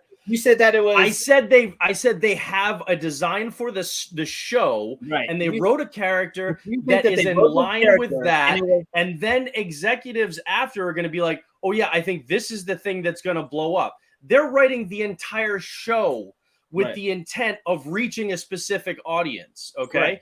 But what we're trying to do now is say that they wrote this one character in the entire thing with a specific goal to be memeified, and that I they write stuff in Marvel with. For memes. Do you not think America's Ass was written for the intent purpose of being a meme? No, I absolutely don't. I think the writer thought it was fucking funny. He thought he came up with a good fucking joke, and so he wrote it. What are memes? Memes are funny. So the whole point of jokes in movies. So all right. So we're saying that basically, literally any comedy now is written with the intent. You don't think Taika wanted those goats to go viral and be funny meme that people would just? No, I think it was Taika being Taika. Yeah, I'm sure he thought it would be the new "What's Up." I'm sure that's what he thought. I mean, when they write this shit, or maybe he just thought he came up with something that was fucking funny to him, and he put it in a movie. Yes, like when you say that somebody's goal is to be memeified, then I think you are insulting the creative process and the writing that goes into creating something like these shows. I'm sure that they would be honored that their shit became a meme. Bro, listen, anything that's going to be a success, anything that basically warrants a level of success. So here's the thing, bro. So basically, you don't think, okay, so I'll use an example. Because yes, this character did serve a narrative, but the character was always also written in for merchandising, and it fucking worked. Fucking Grogu. It worked. Grogu, Groot, they weren't just written for the strength of a story. They were written. Worked. And worked. I don't have a problem. Like obviously they were thinking of marketing in that sense, because the biggest moneymaker for any of these properties, whether it's Star Wars, DC, MCU, is always merchandising. Okay, the biggest moneymaker for them is figures, that kind of stuff. Okay, so the design, literally every character that is designed, like they're thinking about the visuals and how that can be sold for a product. Yes, but there's so much to say that merchandise, having memes and trending on Twitter is also a valuable asset. Nobody is saying that it's not. But you're saying it's an insult if that was their goal. Yes, because the goal is creating the good. The goal is writing something that's good. The goal you're contradicting yourself. Good content. But how do you know that that's not what the writer's intent was? You don't know what that writer's actually, because again, it's like basically saying to the writers, and he's so basically, or he or she is so submersed in their craft that they don't really step out of a zone and say, you know what, let me write something that I think is going to be catchy. You don't think that they're capable of doing that, bro? I think that what you're reducing it to is saying that is their focus. That I'm not saying that was their focus. I said that There are you literally intentions. said that it was the design. If it's the design, it is, then that's their bro. focus. The design for the fucking episode was to make it catchy. By design for this every episode is exactly designed to be made catchy. Bro, That but doesn't every mean it's every episode is be designed a meme-ified. certain way. This particular episode was designed to bring a character in that was going to fill seats, get viewership, and have people fucking talking. Just like the last episode was when they brought Megan in. It was to have people talking, bring attention to an IP, and that's exactly what they did. For us to basically sit here and say that, bro, there was never, if you're saying that it was no intent, then you're saying there's no intentions for the entire show to catch on. They're going to use it as a vehicle because that's what they want to do. That's the thing. Basically, you're defending the writer, and I get it, but bro, I literally never said that was not something that was considered as a possibility. I simply said that the genesis of this character and what they were trying to do was write a good episode, because at the end of the day, if something in your show gets memeified but the show is shit, then all that's going to happen is you're going to draw some eyeballs to it for people who are then going to eviscerate your show for being shit. What I'm saying is that the credit should be given to the writers for at least making the attempt to write something that they thought was good, and then the byproduct is, okay, we've got something that we came up with that is good, and this might have the potential to blow up. This has the potential to bring more eyeballs in a magnified and exaggerated way. So this is what we're going to do. For the sake of, like I said, because we've been on this topic way too long, we're going to agree to disagree and respectfully move on and say that we all have points, but we're going to move on from this because, again, I'm just going to end it and say that no one knows what goes into the mind of a writer. And if basically they're given instructions, we don't know how or what was told to that writer or what he basically pitched at that time to say, okay, I'm going to use this. This might work. Do you think this is going to work? Do you think this is something that we can actually use? Yes, I think that'd be catchy. Boom. They do it because they can step out of their comfort zone. We know, and it's not a blatant level of disrespect for people to assume that, because if we assume that, then you're doing your job. You're doing exactly what you wanted the viewer to do. Like pretty much, you wanted us to look at that character. You wanted us to focus on that character and say, you know what? Just like people have been saying, Wong and her have chemistry. We would want to see them in a show. We would want to see merchandising with that. I wouldn't even be surprised if we saw fucking 2 Funko Pops with both of them in the next couple of weeks. Well, like, there's literally a Funko Pop for every character, so I guarantee there will be for her. Yeah, you know what I mean. But I'm just saying, like, that's what they're going to actually do. So again, at the end of the day, we don't. Which everybody out in the chat, this is healthy discussion. That's all of this is. All of this is basically healthy dope ass discussion. We're gonna move on from this shit, and we're gonna go to the announcements at D23. And I'm just gonna start. I mean, if you don't get in like heated arguments every so often about stuff like this, then you're not doing it right. You're not doing it right. You're not doing the shit right. So this is some after we'll shit. Laugh about it. Like, laugh because it's funny as fuck and entertaining. And also, they'll eventually realize that they were wrong and I was right. So yeah, motherfucker. Anyway, moving on. We're gonna actually talk about this right here, because if y'all look at this again, this is the panel. This is the D23 panel. What's missing here now? Before I say that, before I stress this, I want to basically point this out. I went into D23 with very low expectations for a reason. I am one of the motherfuckers who feel as though, okay, yes, they didn't announce the Fantastic Four, but I was cool with that. Literally, I was cool. Because the thing is, I don't want you to announce or make it a fucking announcement about this shit, especially if you don't have all your ducks in a row, if you don't basically have the cast set right. Don't make an early announcement until you know shit is ready to fucking go. So in my opinion, just like my opinion is for the X-Men, take as long as you fucking need, as long as you give me some good ass shit. I don't give a fuck. It's too important to rush. Exactly. And that's why I didn't care.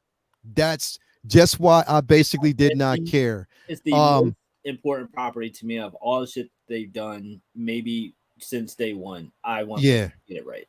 Yeah, I want him to get it right. So I'm going to ask you this question, Brendan. With this, in your opinion, because we've heard it all day. That's the thing. That's what I'm talking about, bro. First take in collecting. And that's the way it's supposed to be. That's what I like to bring to this fucking show.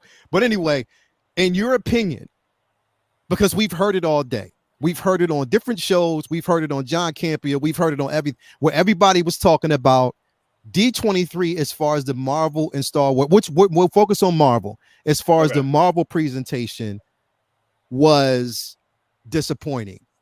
What do you think? Yes and no. I think that Marvel fared better than Star Wars.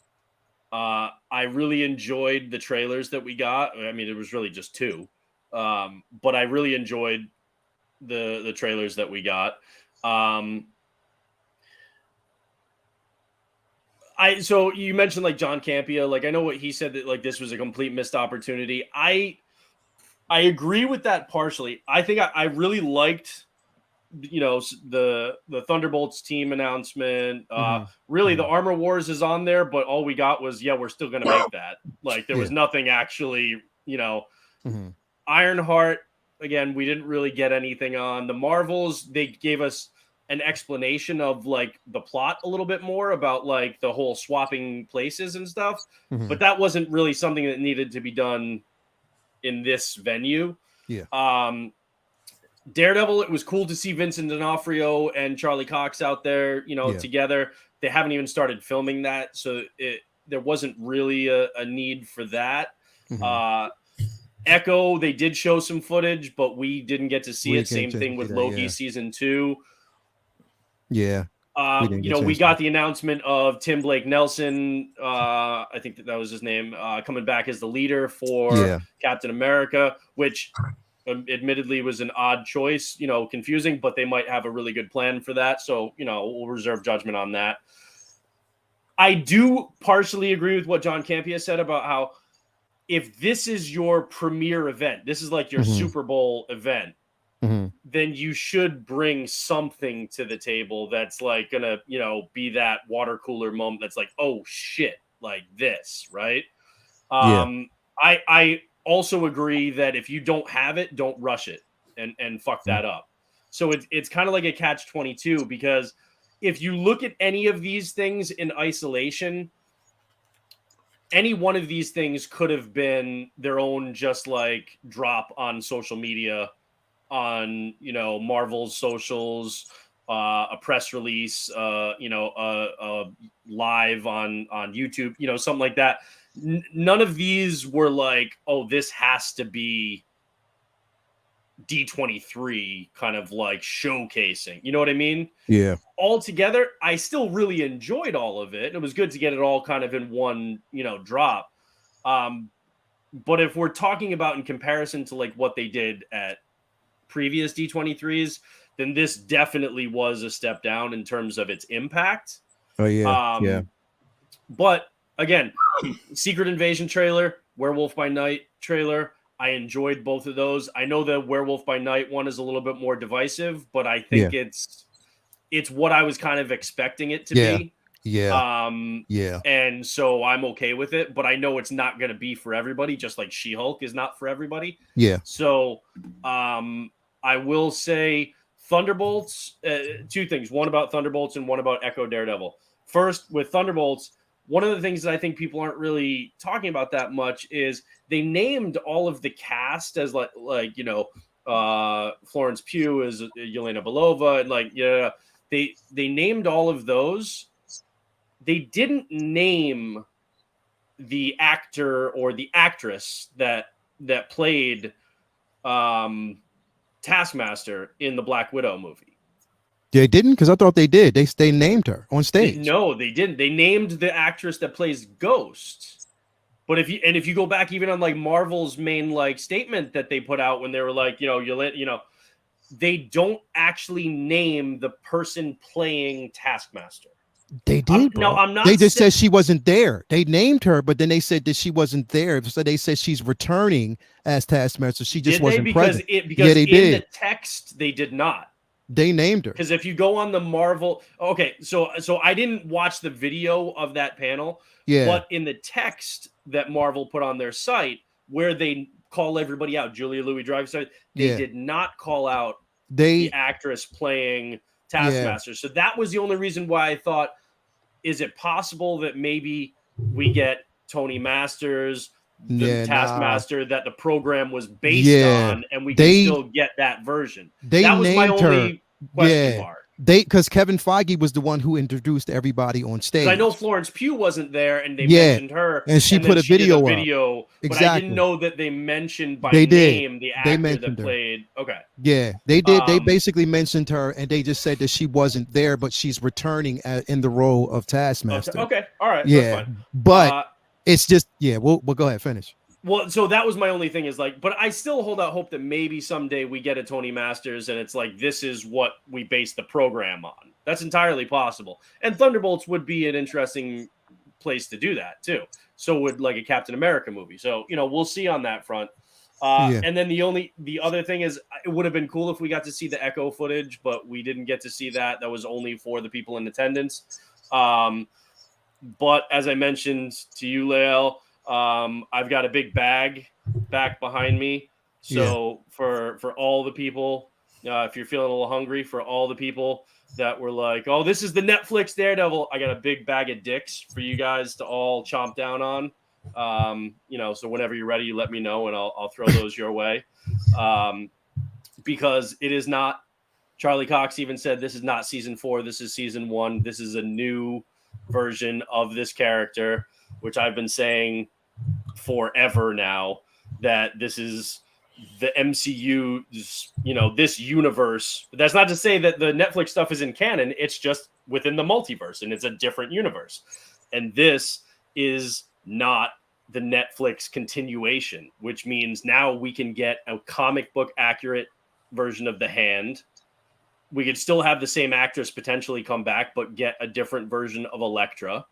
We can still have different versions of all these other characters. Like, for example, Leland Owlsley was a accountant in the first Daredevil show, right? Mm-hmm. Now we might actually, with mutants coming in, maybe we get the real version of Leland Owlsley.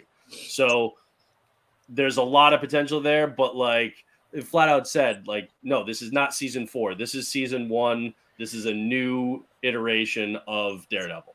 I'm gonna say something about that in a minute, or in a bit. Vinny, what did you basically think? Because you're just basically seeing this now. I just see I seen the announcements, or if they release a trailer, I see that they release a trailer, and I've seen announcements like when they brought the Thunderbolts on stage, or rattled off who all was going to make up that group. So it's like stills and basic announcements. Yeah, I just didn't watch the actual.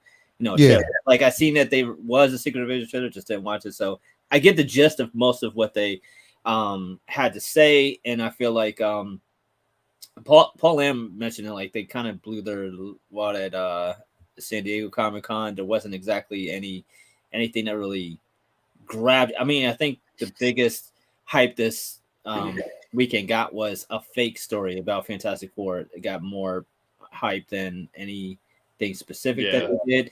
And it's sad because Phase 4 has gotten such a bad rap as being overwhelming, and they don't seem too concerned, which is fine. I mean, not everything has to be Infinity War, and that's fine. I'm sure I'm going to enjoy absolutely everything that they have coming out, and that's on this panel.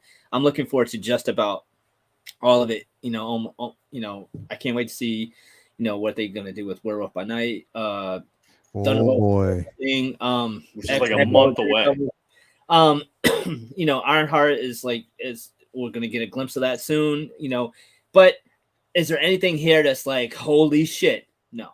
And that's the thing. No. And my only thing about D23 is because again, if you're trying to segue, you want. Their aim was is to bring more attention to Disney's own event when it comes to their properties. So they're trying to basically separate. Eventually, what they're going to try to do is separate themselves from Comic-Con and have their own event where they're making these announcements. But the thing is, it's like when you mention at Comic-Con that we're going to get more into the X-Men and more into the Fantastic Four, but then you don't deliver. Now, okay. Yeah. We understand that it could be you set it up, but then you basically fumble the rock. Okay, I get that. And I understand that, okay, maybe they didn't, and what the fans ask for, like I said earlier on, I'm cool as long as you basically get it right when it comes to the announcements. And it could be like white people have been saying, maybe it's contract issues where they didn't basically have all the contracts signed. People are still basically negotiating, and that's one of the reasons why we haven't actually seen anything as of yet or heard anything. We got a director, Matt Shackman, so far from WandaVision. Yeah, from WandaVision. I feel like that was one of the most impressive things of the weekend for me, because WandaVision is still my number one. I can't tell you how much I love WandaVision. Yeah. So having that director on board. Yeah. I think they would have been better off if they announced the phase 5 timeline at SDCC and then announced Shackman and then phase 6 at D23 and then showed some of these trailers and footage and stuff. I think that it would have made more sense. They blew their load at SDCC, and then this was just like, okay, we've got some trailers, and then for the people who are live in attendance, you're going to get to see some celebrities on stage. Like, I feel like that was the crux of what they got, whereas at least they could have hit you with that Fantastic Four, Kang Dynasty, Secret Wars, news. This certainly wasn't a weekend that makes you say, oh, I'm skipping San Diego, I'm going to D23 next year. Yeah, right. Nah. And that's the thing, is like, now people are going to be skeptical about D23. I mean, I just think that, yes, the trailer for Secret Invasion was dope. The trailer for where I'm mostly excited, more so excited about Werewolf by Night. I'm not going to tell you why. I know a lot of people hated that. I love that trailer. I want to see no more. I just can't wait to see it. Secret Invasion, I want them to win me over with that, because Secret Invasion is like, I felt like the comic had so much potential. It didn't quite live up to it. And I feel like Captain Marvel kind of messed up what potential it had. So I'm like, my expectation is ground level. So they can't do anything but impress me with Secret Invasion. So I'm looking forward to them impressing me with Secret Invasion. So I can't wait for that, because I want to see them do something better than a comic book story, which is, hopefully that's what happens. It looks very much like the tone of Winter Soldier. All right, good, because they're calling it a paranoid thriller. Like, that's what they're calling it, and that's what it looks like. Thunderbolts. I have to admit, that's going to be another one where my expectations are low, and I really disliked Black Widow. It was one of my least favorite of the Marvel movies, and this feels like a lot. Even Thor. It was your least favorite over. No, I didn't say my least favorite. I said one of my least. Okay. No. There's that first half hour. Black Widow was incredible, and then whatever happened. I don't know, but Black Widow vibes in that cast. But that's just a shot of them. It could be they could completely surprise me. So it's a bummer that we don't have General Ross, but we'll see. I mean, obviously there's going to be changes as always. I just don't love the cast. It's a lot of it's built up like it's going to be a placeholder while we don't have an Avengers, but it's certainly a lot of the sidekick characters, and that's of course the point. But I don't know. It's like I said, my expectations are low, but I go into all these projects thinking, I want them to impress me. So I haven't written it off. It's just nothing on this has really been like, oh my God, I cannot wait. Well, I'm gonna tell you basically, I mean, aside from the leader, to basically have Isaiah back for Captain America, you know what I mean? I'm definitely on board with that, because there's so much potential with that character, and what's your hype for Thunderbolts? Oh, I'm super hyped for Thunderbolts, to be quite honest. I'm on the opposite end. I'm on the opposite end because, looking at the simple fact that you have these, first of all, I'm just happy we're getting the Thunderbolts in general right now, because the thing is, even though, they didn't mention certain characters, there's still potential to bring them in. The Thunderbolts is a huge group. There's going to be plenty more. Yeah, that exactly. Show up in that. To me, it's like you look at, and a lot of people were like, oh, they're all like the same power sets. I'm like, to me, I'm looking at this and I'm thinking that there's going to be some. I think the chemistry, between Winter Soldier and Yelena Belova, I think will be really good. I think there's unresolved issues between Bucky and US Agent. I think there's going to be a lot to work with there. Like character interplay, I think is going to be pretty key in there. But the other part to remember is that one, they've been building to this for a while with Julia Louis-Dreyfus's character and stuff. They definitely have plans that have been in motion for a while, but this is also the finale of Phase 5. Yeah. They don't want to go out with a fizzle on Phase 5. I feel like going into Fantastic Four, kicking off Phase 6, you want to have some momentum. You want to have people excited. And I think that they're going to put a lot more effort into this Thunderbolts movie than I think some people are giving them credit for. Not to say that like certain people like that you can't just not be super excited about it, but I've heard a lot of negative, like, oh man, this movie looks like it's going to suck. That team is going to suck and stuff. I really don't think that this is one that they can afford to shit the bed on when it's the capper to Phase 5. And I didn't even think it was that. I forgot. It is the finale of it's the but also I last forgot movie that it was a before. movie. I forgot it was a movie. I thought it was an actual series, but I fucking forgot that it was a film. But It's a theatrical release. Think about that. This has Defenders vibes. Leo, you even thought that, oh shit, this is a movie, not a Disney Plus show. It doesn't quite feel like, oh, this is not just a movie in Phase 4, but this is the grand finale. It doesn't really send home, Endgame or final big hurrah. This sound, it doesn't really like give you a lot of optimism for the average person who's been underwhelmed so far. This phase hasn't exactly like knocked it out of the park at bat. So it's understandable for people to wait for them to get that, mojo back. And that I feel like is a warranted criticism that I feel like this phase Marvel's lost a little bit of the mojo. People are still kind of waiting to see where this shit goes. And most people are saying like, well, yeah, like Kang is coming, cool, and Fantastic Four are cool, but like with what they're doing right now this year, is it setting anything up? Is it setting up the expectation? Like we know there's dope shit coming, but what's going on now? What the fuck are they doing?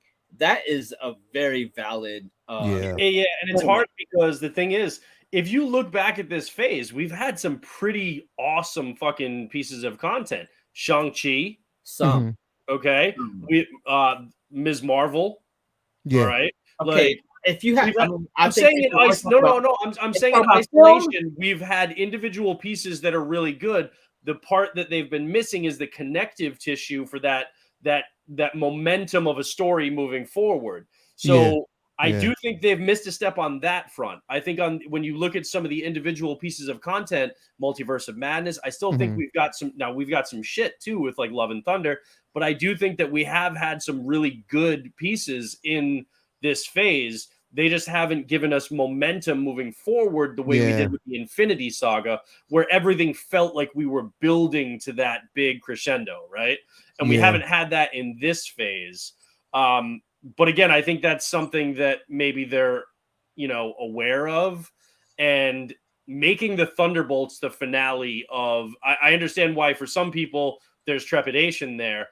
For me, from my perspective, I'm looking at it as like that's a big risk, even if they are firing on all cylinders. To make the Thunderbolts your theatrical finale to Phase 5, and that's why I think and hope that they've got a larger plan, that there's something that's going to happen leading up to and then in that film that we're not seeing right now. You know what? And here's my thing. Fingers crossed. For me,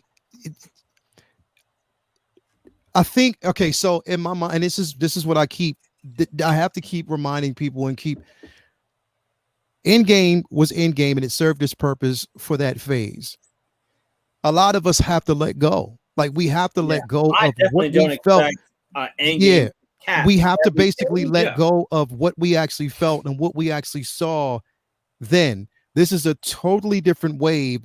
And the thing is, it's still like, think about it. Like even when they actually started, with some of the films, even throughout, the first phase that were lackluster. You know, we talked about that. Certain films that were actually lackluster, certain films that actually hit the mark, certain ones didn't. Yeah. But they all made sense in the scheme of things. But the thing is, with the new phase, it's not that I'm looking for an in-game result, because the thing is, I'm already past that. I'm beyond that. And I welcome the new characters. I don't want them to shoehorn anybody in from the past just to kind of make this great. So I get that. Yeah. My point is, it's not like we've been saying. There's nothing connective. There's no connective tissue to really give us a sense of where it's going. Like you can promise and say that, but right now, so far, we haven't actually seen it. And the thing is, I'm literally now, after watching Thor: Love and Thunder, like I'm going in with I'm going in with like a level of skepticism to any film that I see going forward. Because the thing is, until I see it, I'm just going to be reserved. I'm not going to say it's bad or good. I'm just going to wait. You know what I mean? In the early phases, in like phase 1, even if you had a film like Dark World, you still had the ether, and you had already seen the Tesseract, and you knew, all right, they might be building up to Infinity Stones here. I hope that'd be awesome if they were. But if they are, that would be so dope. Then you had the tease, and then you had the tease of Thanos. Like, you knew that if even if they trip along the way, you get that you get an idea that at least they know where they're going with it. Maybe even if one movie let you down, it still propelled you in the right way. Even if a movie lets you down, you feel like maybe a bad issue in a 6-story arc that you're like, all right, this is still a story. Marvel has had great movies, bad movies, and in-between movies, but Marvel has never had a run where it felt like you weren't sure if they knew where they were going. This is the first time where it feels like never felt we're wandering in the dark. It never felt like that before. They've always had some lows amidst their super highs, but they've never gave the audience the just shut up and trust me. It's always been like, all right, this is where we're gonna go. Just be patient. We always felt a reason for the trust. Always felt like we were not in the room, but we were getting we were listening next to the door. We had a glass to the door before, and now it's like, to your point, Lael, we're out of the loop. This is the first time the viewers have been out of the loop as to what they want to do. Yeah. To your point, Lael, what you mentioned about like you're not expecting like end game level cappers to. The other thing to remember is even with the end of of phase 4, and then we look at like, okay, the end of phase 5, we look at Thunderbolts. We got to remember that the end of phase 5 being Thunderbolts is not the end of the multiverse saga, which is what they're calling this. It's just the end of phase 5. Endgame was the end of phase 3, right? There were 3 phases that made the Infinity Saga. So what we're getting now with Black Panther, and then Thunderbolts, those are the end of phase 4 and phase 5, not the end of the whole multiverse saga, which is what Endgame was to the Infinity Saga. Right. Yeah. So they still need to give us better connective tissue and better momentum moving toward that finale for phase 6. But I feel like a big part of this lies on Multiverse of Madness, because that seemed like it'd be such a linchpin for the Multiverse Saga, but it didn't set anything up going forward. It was self-contained. That's why I'm tempering my expectations for Ant-Man, because we've said it for No Way Home, we've said it for Multiverse of Madness, and we said it for a little bit, leading up to Thor, that we're gonna have to. There's gonna be something big that's gonna pull all of this stuff together. It's gotta be Ant-Man, and it hasn't happened. But that's why. And Kevin Feige said within a couple of months you're gonna know, and really it was just Thor, and then in November we've got Black Panther. So if Black Panther doesn't do something fucking huge, then I don't know. But like, even though it makes perfect sense that it would be Ant-Man, I've learned I'm not putting all my eggs in one basket anymore on that, because like we said Multiverse of Madness has to be the linchpin, right? Yeah. And then it wasn't. No Way Home before that, actually, we're like, oh, this is going to set everything up, and then Multiverse is really going to run with it. That didn't happen. Thor: Love and Thunder, like I said, steaming turd. Okay. So we don't so that's why, like, I hope, and I think that Ant-Man is the most logical place for us to finally get this momentum and get this cohesion. Mhm. But I'm not betting on it because I've bet on it a couple of times and been burned already. Yeah, and that's just the way I feel. Like we can, I mean, I'm pretty sure. I mean, and we're all, the thought is that yes, in Ant-Man, because we know Kang is there, that it would have to give us something. But yeah, okay, we've had certain expectations for certain films that have kind of let us down in a sense. As much as I love Multiverse of Madness, it still left me clueless in the end. You know what I mean? Like, okay, what are you doing now? Like, what's next? And the potential of certain characters that could have been in there and should have been there, or it changed. So I was like, okay, whatever. Then we get Thor: Love and Thunder, and I'm like, what the fuck is this? You know what I mean? Like, what, like, we're for you to basically say in a few months we're going to see shit, but then you give us Thor: Love and Thunder, and it was a bag of donkey shit. You know what I mean? Like, but even if somebody loved Thor: Love and Thunder, it gave nothing in terms of scope for the rest of the MCU. Like that was the thing that, like, I was bothered by. I didn't like the movie at all, but it was also like it you know, at least, like, you know, Vinny had mentioned with, like, you know, Dark World. It's like a lot of people didn't like it, but at least we got the ether. It moved us closer to what we were building toward with the Infinity Saga, right? But Thor: Love and Thunder didn't really move us the way, you know, other kind of maybe stumbles still at least moved us forward. You know, I felt like with Thor: Love and Thunder, we hit a brick wall. Not like we stumbled, but at least still moved forward. And so that was, you know, that was my issue. Well, one of my issues there. But I mean, Sean is in the chat and he mentioned something that I partially agree with, but he said Multiverse of Madness and Far From Home set up incursions, which, you know, play a big role in Secret Wars. Absolutely. But two things to consider. One is we don't know what version of Secret Wars we're getting. Oh yeah. Or if it's like an amalgamation of the original and the 2015 version. But the other thing to remember is Secret Wars is still a ways out. All right, that's phase 6. We're just ending phase 4. We still have all of phase 5. Our point more on multiverse not being the linchpin that we were expecting is if the incursions are a thing, okay, like, and I'm assuming they will be, whether it's in a Doctor Strange sequel or actually in like Secret Wars and whatnot, Avengers, you know, moving forward. The problem is that it didn't give us more cohesion and more momentum moving forward in the immediate, you know, like in the immediate future, right? It didn't give us come into play. Like, I do think the incursions will come into play down the road, right? But if you look at the landscape, the timeline that they've got set out in the various properties, I struggle to find where they're really going to start to fit incursions in prior to Secret Wars in a substantive way. So it's like maybe that comes to play into play later on, and I think it probably will, but it didn't give us the momentum that we need right now, ending phase 4 and going into phase 5. Because here's the thing, because when we talk about the incursions and we talk about the biggest thing that just fucks me up, because I watched, like, literally, bro, I said I wasn't going to do it. I said I was not going to watch this fucking movie. You watched Morbius. Yeah. Bro, did you see what I posted about how Netflix did me dirty by suggesting a movie that I might like, and it was Morbius? I was like, bitch. So please. I watched it, and then I watched the end of it, and I'm like, what the fuck? Vinny, have you seen it yet? No, I'm going to, but I haven't seen it yet. Okay, so I'm not gonna say nothing, but the most nonsensical post-credit scenes that have ever been and done. This in a is comic why book I movie. believe it's like.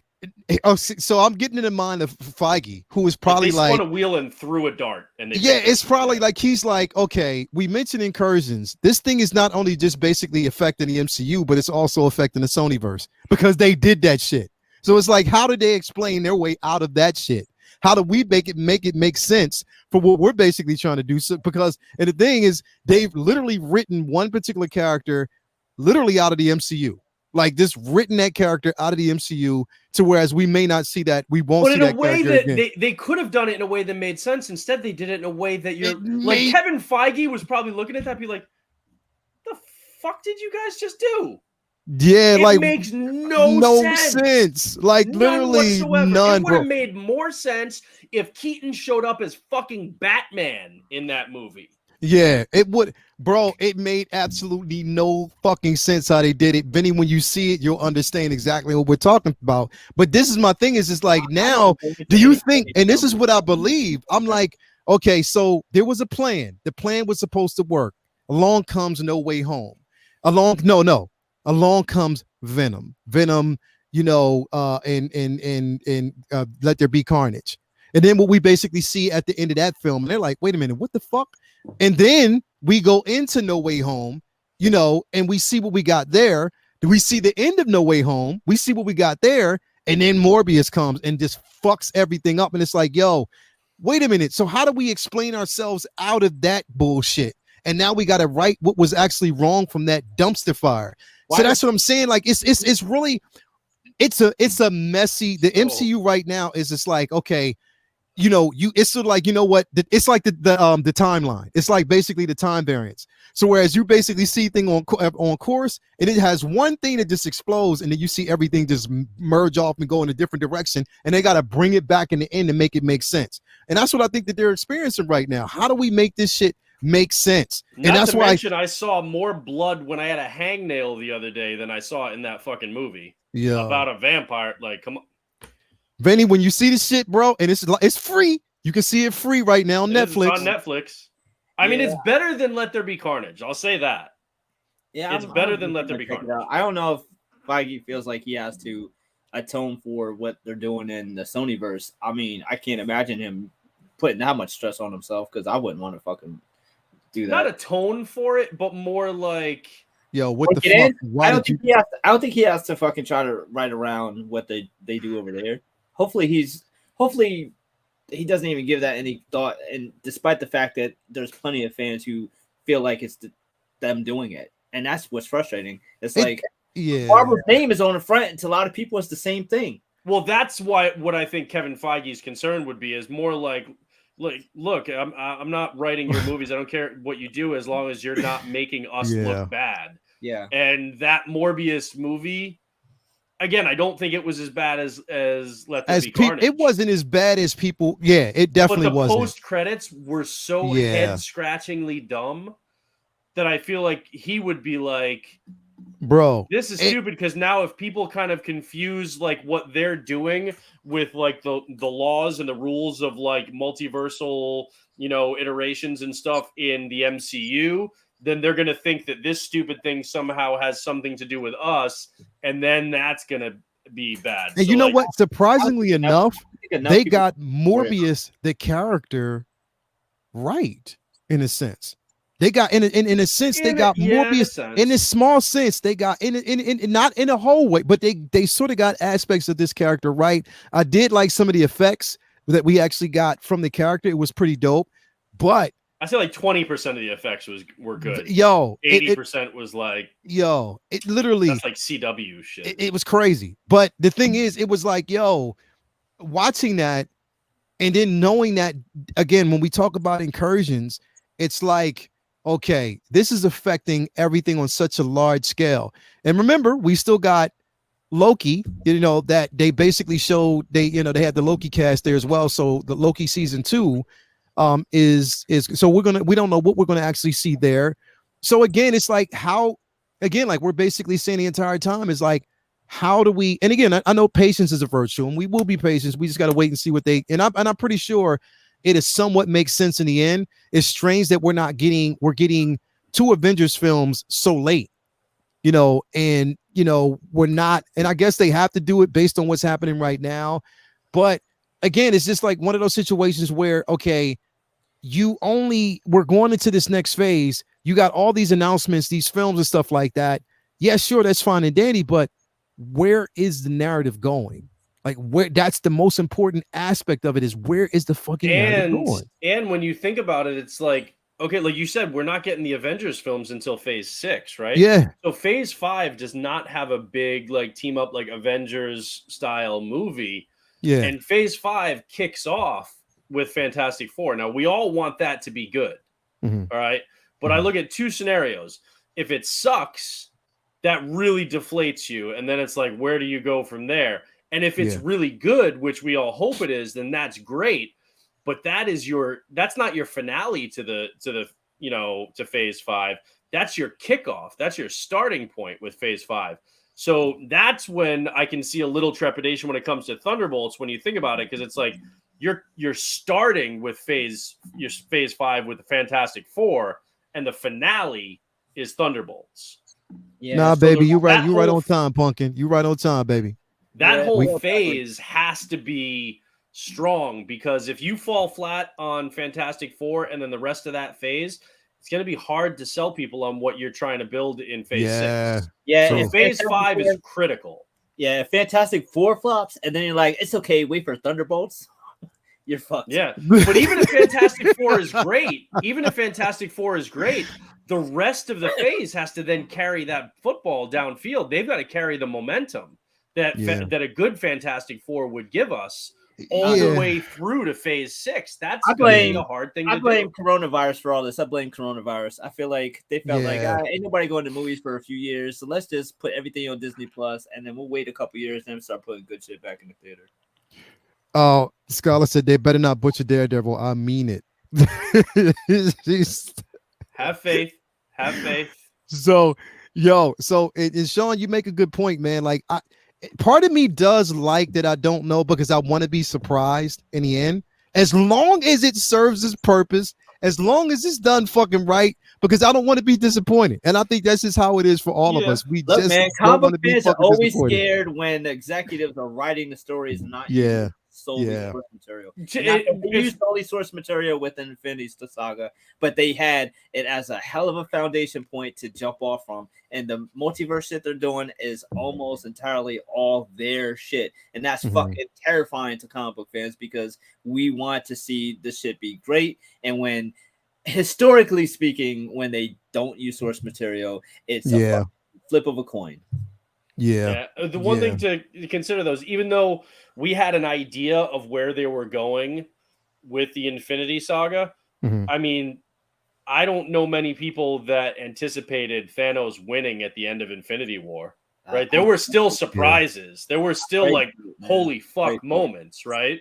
So that's why, it's like, we don't have as good of an idea of where they're going right now, and maybe that can be seen as good because we're going to get surprised, but maybe that can also be seen as not so good because we don't feel that same energy around the properties and the momentum that carries us to those big aha moments. So like the feeling like it's a catch-22. I get both. It's like for instance, and I kind of get what you're saying, like you get to an end of a film, and normally, like when we get to the end of these IPs, it's like, oh fuck, I cannot wait to the next just to see what's going to happen or how this is the anticipation. Again, not every, and I'm not saying that every film has to tie into the next, because it can be its own self-contained as long as it kind of serves a certain purpose. I'm not saying that, but even when it is self-contained and it serves its own purpose, you still are excited for the next film. That's the thing, is my excitement level is tempered. You know what I mean? Like, I'm not as excited. Like, if I go and see the film, like, basically I know what's coming out. I know Black Panther is coming up next, in November. So I'm excited about it, but I know my excitement is not going to kick in until the 1st of November. And that's bad, bro. Yep. That's fucking bad. Like, I hate feeling that way. I mean, and the thing is, don't forget, I'll forget that we got fucking Black Adam next month. I completely fucking forgot about that shit. Well, that's what I was saying earlier when we were talking backstage. I was like, there's just a shockingly low level of anticipation for that movie. And it comes out before Black Panther. And most of the time with comic book properties, it's like, it's the next thing. That's the one that we're all talking about, because there's always something else after that. But the next thing is the one that we're hyped for. And it's like, all right, this is next. Let's go. And as much as I like The Rock, but like Black Adam is just something that I think part of it too is because it was under the old regime, and I don't think it's going to have a big impact as far as what they're going to do with their new 10-year plan that they're working on right now moving forward. And so I think this is going to be so isolated that I don't think it's going to be. It's not going to be something that, like what Dwayne Johnson has been saying, the hierarchy of power is about to change in the DCU. It's like, no, I wish it was, but no, it's not. I don't think it is. So, but the thing is, like when you said about like, Black Panther, about how like you're not really going to start getting super hyped until probably, like November 1st. And it's like Thor Love and Thunder should have there should have been something there that propelled us. That's what I mean. Black Panther. We should have been feeling the hype for Black Panther when we left the theater after seeing Thor Love and Thunder. Yeah. And that didn't happen.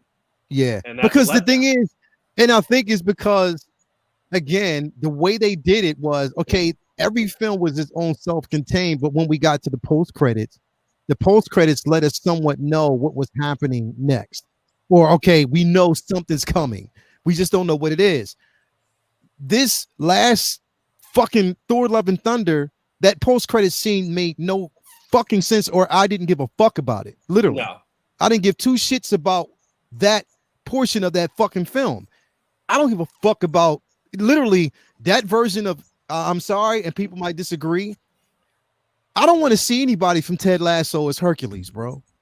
I don't, because it's not believable for me. Yeah, and I don't. I'd rather see Kevin Sorbo come back from back in the day with the fucking Hercules and Xena. Exactly, bro. You guys can keep your Thanos post-credit teasers. I'll be sufficed with Thor packing his daughter's lunch. That's what I pay my. And Sean, you're right. I know that Hercules will serve a purpose, but again, it depends on which iteration of the Secret Wars and Battle War we get.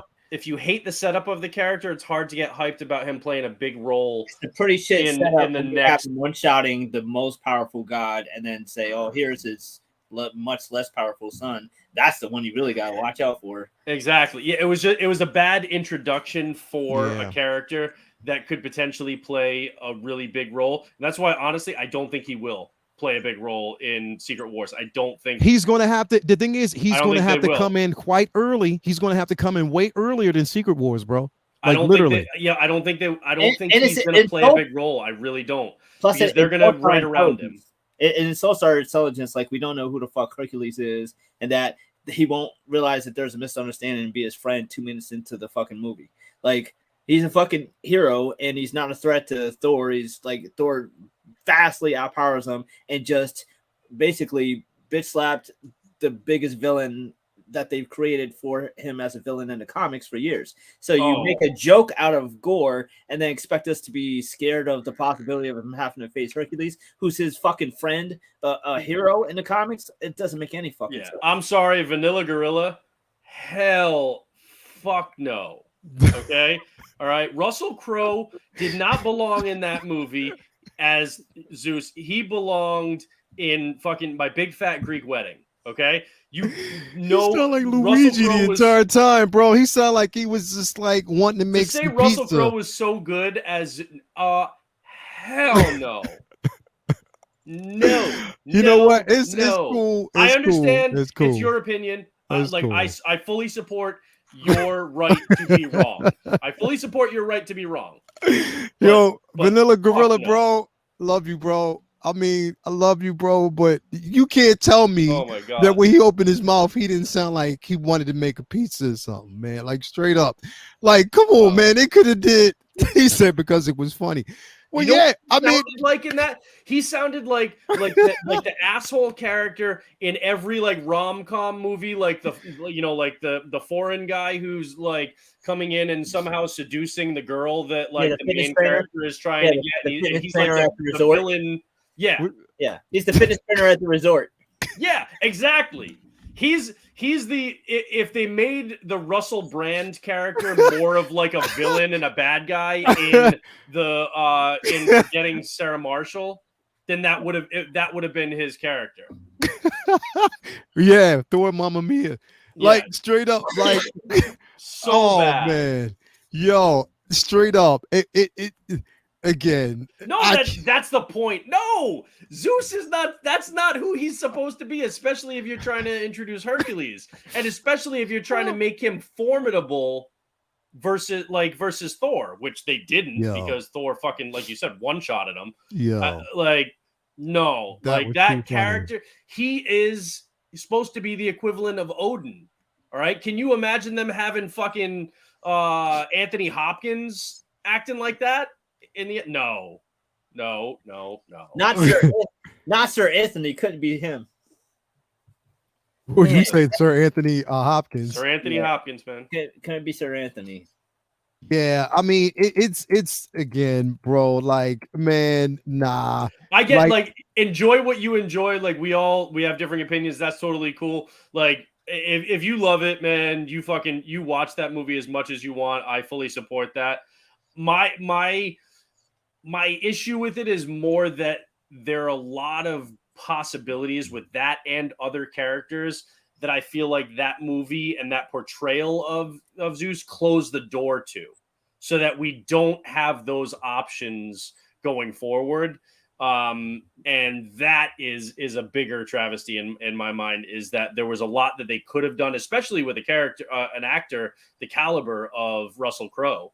And those doors are closed, and that sucks. Yeah, this was so exactly. It definitely did. Thor, it's me, Luigi. Yeah, that's basically it, Renz. You're right.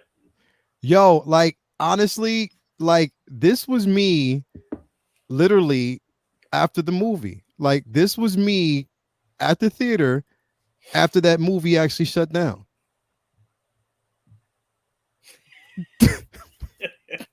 This was me. After that movie, I was that pissed when literally that door was to the bathroom where he went in, he got in the stall, and then he threw up. No, I could attest. He went outside to throw up and went home. And left and rolled out, because that's just basically how I felt. You Irish goodbye. You Irish goodbye that shit. You just left. I was out. Like that's just how I felt. I was so pissed after that movie. But again, it's like what we're saying is like, again, you bring characters such as, and the thing is, I would have been impressed if they would have impressed me with Hercules' entrance, because he does, like Sean, like you said, he is a key factor and a very important part of Battle World if they introduce and give us that version. So he's basically important, but it's like, give us that. I'm like, come on, man, are you for real? Like literally, are you for real? And that's what I'm saying. It was so underwhelming. That what sets up the anticipation for what's next. Like, how can we feel anything about what's next? How can we be connected to anything coming up? Like, how can I feel like, I'm just on board? Because the thing is, okay, yes, Black Panther's coming up next. Vinny, you haven't seen the trailer. I understand that. I mean, I have, because again, it's Black Panther, but I can't not. But it's just a simple fact that, again, it's like I'm anticipating and I'm excited about it. But I can temper my excitement until November, because we still got to get past November. Again, it's just, I don't know. I'm just, and it could just be me. Again, everybody is going to have their opinions about the film. And like, people have been saying patience is definitely the first. Yeah, absolutely. But and we got to be patient. Looking at like we said, that whole slate that they gave us some content for here and there at D23. Yeah. It didn't feel like D23 caliber, but I didn't like hate it.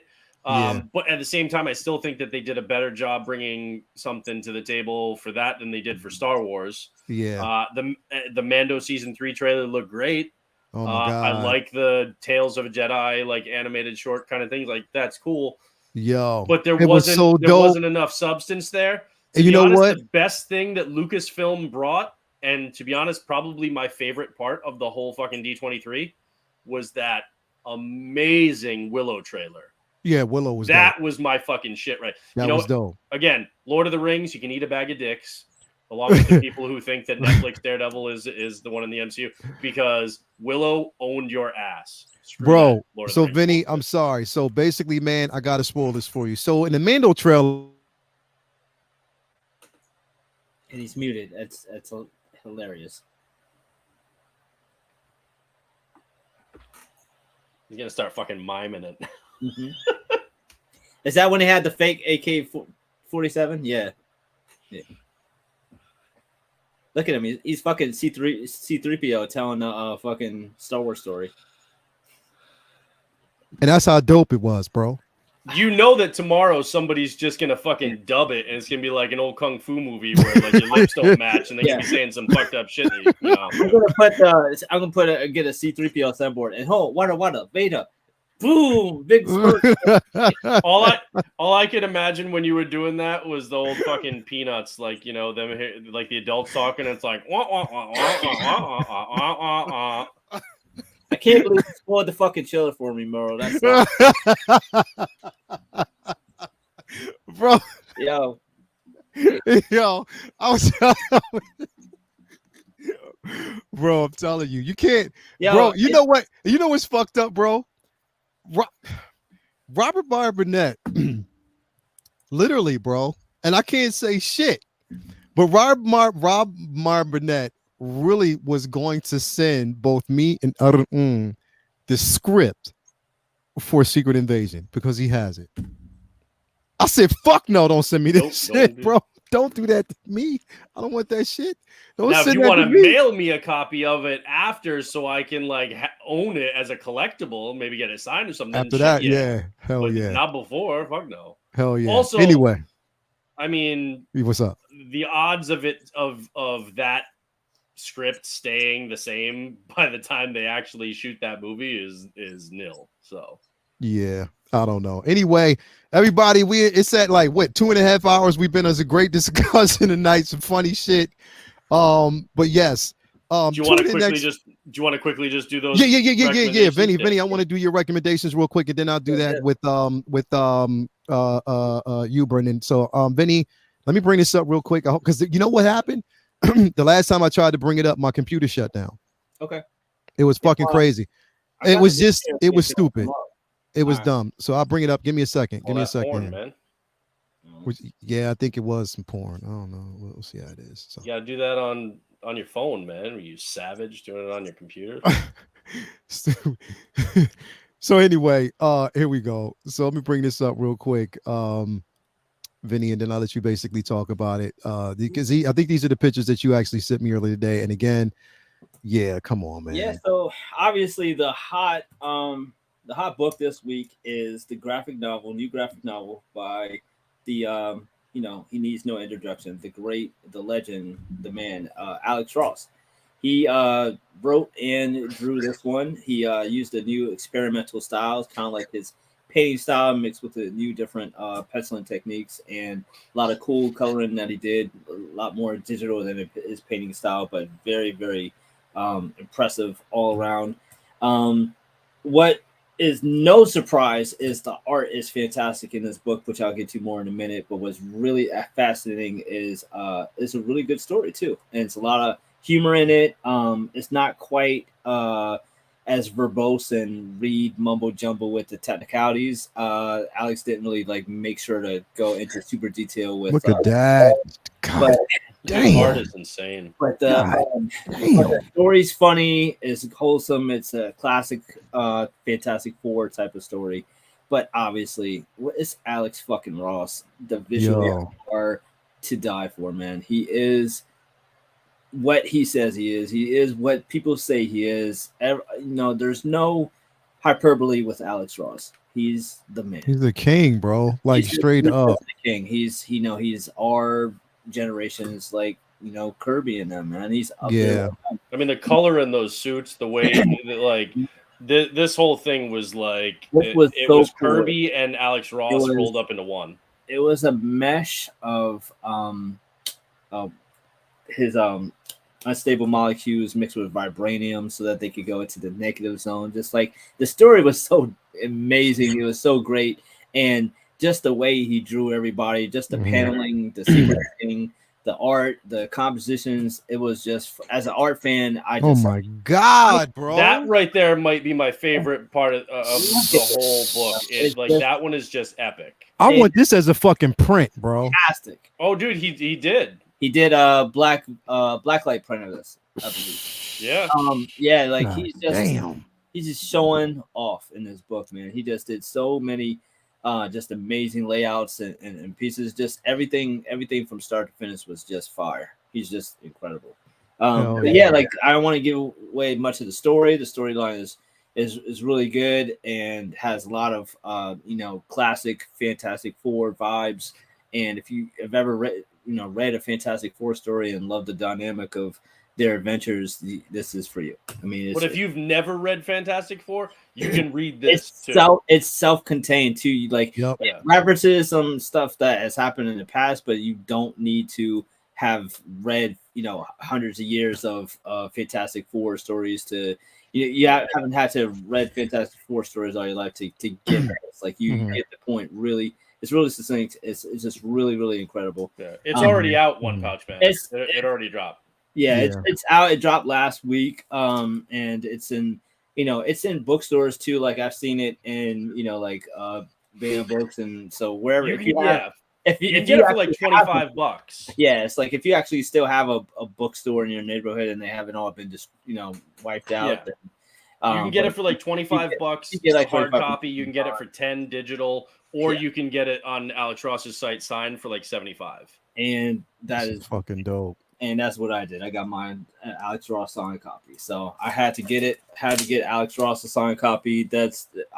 Fantastic Four is my jam, and Alex Ross is the man. I had to get a signed copy. So I got Alex Ross's signed version of it. It's just incredible. So you can get it from his site. You can get it online at Amazon or wherever you get your online stuff at, or brick and mortar. So definitely, if you're a Fantastic Four or art fan or comic fan, period. And it wasn't published by Marvel either. Marvel licensed it out. And they don't do that very often. It's like very, very rare that they do. But because Alex Ross wanted to do it and it was going to be outside of the main continuity, Marvel actually licensed it to a third-party publisher so that they could put the book out. So, which is super rare. Hey, real quick, because Renz Valentino was out there too, man. Like literally, like you and Vinny, this is pretty much like I think this is. I mean, as artists, I mean, you guys and anybody who's basically an artist out there, like I mean, the influences and stuff like this, man, is like legendary, bro. Like it's a big inspiration for me growing up. I was always in awe of his stuff. It's one of the reasons why I got more into more vibrant color, like Kirby, Alex Ross, and many others. Is like Tom McFarlane made me want to draw, and Kirby and Alex made me want to paint. And so there's so many different influences and inspirations I have with my art, and definitely Alex is up there. And I'm always so impressed, not just by his just overall art style. I love his use of models for real. Like, it's such a big thing that makes him stand out. It's like he uses so many actual real life models to try to make sure that lighting is perfect and just his imagination too. Like, cause he'll paint something that you could, that he's looking right at, but he'll make it something that can come from his mind. He constantly uses pictures of models and of statues. He uses too, and he'll position a light a certain way. He'll get it the way he wants, and then he'll use that as a reference, and he'll take the photo. Like if you watch tons of his videos on his YouTube channel, including the like making of this, when he was like showing himself like drawing the thing, he's holding a picture of a statue of the Thing right there in his hand as he's inking over the pencils. Like it's really, really good. Yeah, he's the real deal. He's the real fucking man. He's a fucking man. So definitely you can, if you guys want to get your hands on this copy, I mean, it's out there. I'm definitely going to get me one. You know what I mean? So, shout out to that. What you got, Brendan? So I sent you the pictures. Did you send it to me on Facebook, right? No, I texted them to you. Oh, you sent it to me on my phone because I didn't pull them up through the phone. Hold on, let me see. I can probably just message them to you. Yeah, I think if you can send it to me through yeah, do it. I'll do send it it to you right now. Hold on. Do it that way because that'll be easier. So, hold up, real quick, $4 super chat. I always love coming on here to hear y'all speak about these movies and different projects. Very great pull at making making people want to learn more. Yeah, definitely, man. Thank you, baby. Thank you so much. Gave us a $4 super chat, $4.99 super chat from my daughter. Thank you. So she just contributed to the Halloween initiative. There you go. Thank you. That's your contribution. Going towards somebody's Daredevil costume. Yeah. There you go. There you go. All right, they just came through. They just went through to you. All right, I'm pulling it up now. Give me a second here. Let me just take this down. This book just came out, and it is Lieber Mayhew's Batman Dear Detective. He's kind of good too. He's fucking man. Yeah, dude. And so what they did for this book is it's full page art, and they took all of his not all. They took a bunch of his covers that he's done of Batman recently, and they basically made those the content of a single issue comic book, and then wrote a story in between each page that connects and basically tells a story using all these covers as the main art. And as you go through it, it tells this singular story. And it's if you're familiar with Lieber Mayhew's work, he's done great work on Daredevil covers too, but like this is, and he like came up with the story. He wrote, the story that's basically like through the perspective of a serial killer that Batman is being taunted by, that could be one of his rogues gallery or could be somebody entirely new. It's left, open. But the art on this and the realism is just like, it's mind blowing what he's able to do with Batman and with Jim Gordon and Batgirl. And there are cool pieces that you're like, oh, that was definitely used as a reference for the Batman movie with Matt Reeves and Robert Pattinson. And then you see the way he approaches other characters like Jim Gordon. There's a really good one. There's also one cover is kind of this one right here. I was gonna say it's kind of like an homage to the 66 Batman and Robin, like going up the side of the building, but like in a badass Lieber Mayhew kind of way. And so I just enjoyed the hell out of this. I hope that they make like a large format hardcover of this, because those like, there's the artwork on this is great, but I love the innovative nature. I love, trying to push the envelope and do something new and basically creating an entire comic book out of covers and writing a story that connects them all. To me, I thought it was a really cool idea. I'd never seen anybody do that before, and I enjoyed the hell out of this one. So I think he did a good job, and I hope he does more like that. Yeah, I'd love to see him do one for Daredevil, because he did a whole string of Daredevil covers back in the day for the Ed Brubaker run. And he's done a lot of other characters really well too. That Two-Face one is one of my favorites. This one right here is that super Batgirl. Good. That Batgirl is great, and that Batgirl looks very similar to what Leslie Grace would have pulled off. Would have been. So and then there's the Riddler. It's a really, really good pickup if you're a Batman fan, if you're a fan of Lieber Mayhew's art. I mean, you look at these, and these are just like, every one of these is worthy of being like a print on your wall. Every single one. Or like the inspiration for like a statue. Like they're just amazing. So this is definitely one that I highly recommend. Hell yeah. Hell yeah. Hell yeah. If you want recommendations, this is what we give y'all, man. Definitely, you want it, we got it. So bro, thanks you. Thank you guys for coming through with this, man, because definitely is some interesting stuff. We got another member of the channel. Thank you for coming through. We got Anthony Gonzalez has become a new channel member. Thank you so much, man. Welcome to the fray. You don't know what you're getting into, man. You might see some butt nakedness. You might see some Coolio, and you might see a room. You already know it is basically what it is. So I ain't seen the room yet. Y'all might get a chance to see that shit. And we got Comic-Con coming up next month. It's very soon, in just a few weeks. I just can't. I fucking forgot how soon that shit is. Try not to think about it, because but it's right around the corner, bro. It's fucking right around the corner. So definitely Artist Alley is going to be on fucking fire. I cannot wait. So yes, tune in next week. Who knows what we're gonna be talking about? These guys might want to talk about some more shit. We got another episode of She-Hulk coming in. So definitely stay tuned for that. Vinny, what you got coming up next on your IG, bro? What can we expect from your store and everything you got coming up, bro? Yeah, I'm definitely working on like a couple of different pieces right now that I'm trying to finish up before Inktober, which starts in October, and then I'm already mapping that out and planning that. And there's several prompt words on that month that will be pieces that will be more comic related, and then some just off the wall shit. So like really excited for just being in the lab as much as I can in the next couple of months and just grinding out as much stuff as possible, because I haven't got to draw as much as I wanted to over the summer. So we're trying to pick up some time. Like you just mentioned, I'm looking forward to New York Comic Con next month, and just catching up on bagging and boarding and reading, and all things geek, man. Definitely, man. And definitely, man, Comic-Con's coming around the corner. We got so much to actually expect with that. Yeah. Thank you for coming on. Tomorrow continues me and Latoya T's search, our daily search for Vinny. See if we can actually find him outside somewhere, as we haven't found him yet. What'd you say?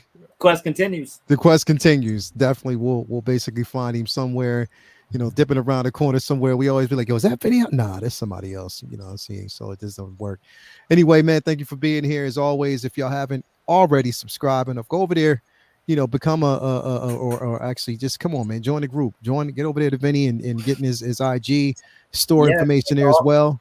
All kinds of art there. If any pretty much everything you see on the site is available as prints, and and then there's a link to the store too. So if there's anything that you see, grab it or let me know. Anything you don't see, like, commissioners are always available. So definitely. Butt naked. Or no, shall I say the collector without fear this month. This is what we'll call you for the month. Collector without fear. What's going on, bro? Man, just not much. I'm just looking forward to the next episode of She-Hulk, and actually, to be honest, really the thing I'm looking forward to the most is Andor kicking off later in the month. That's come too, yeah, that's big for me.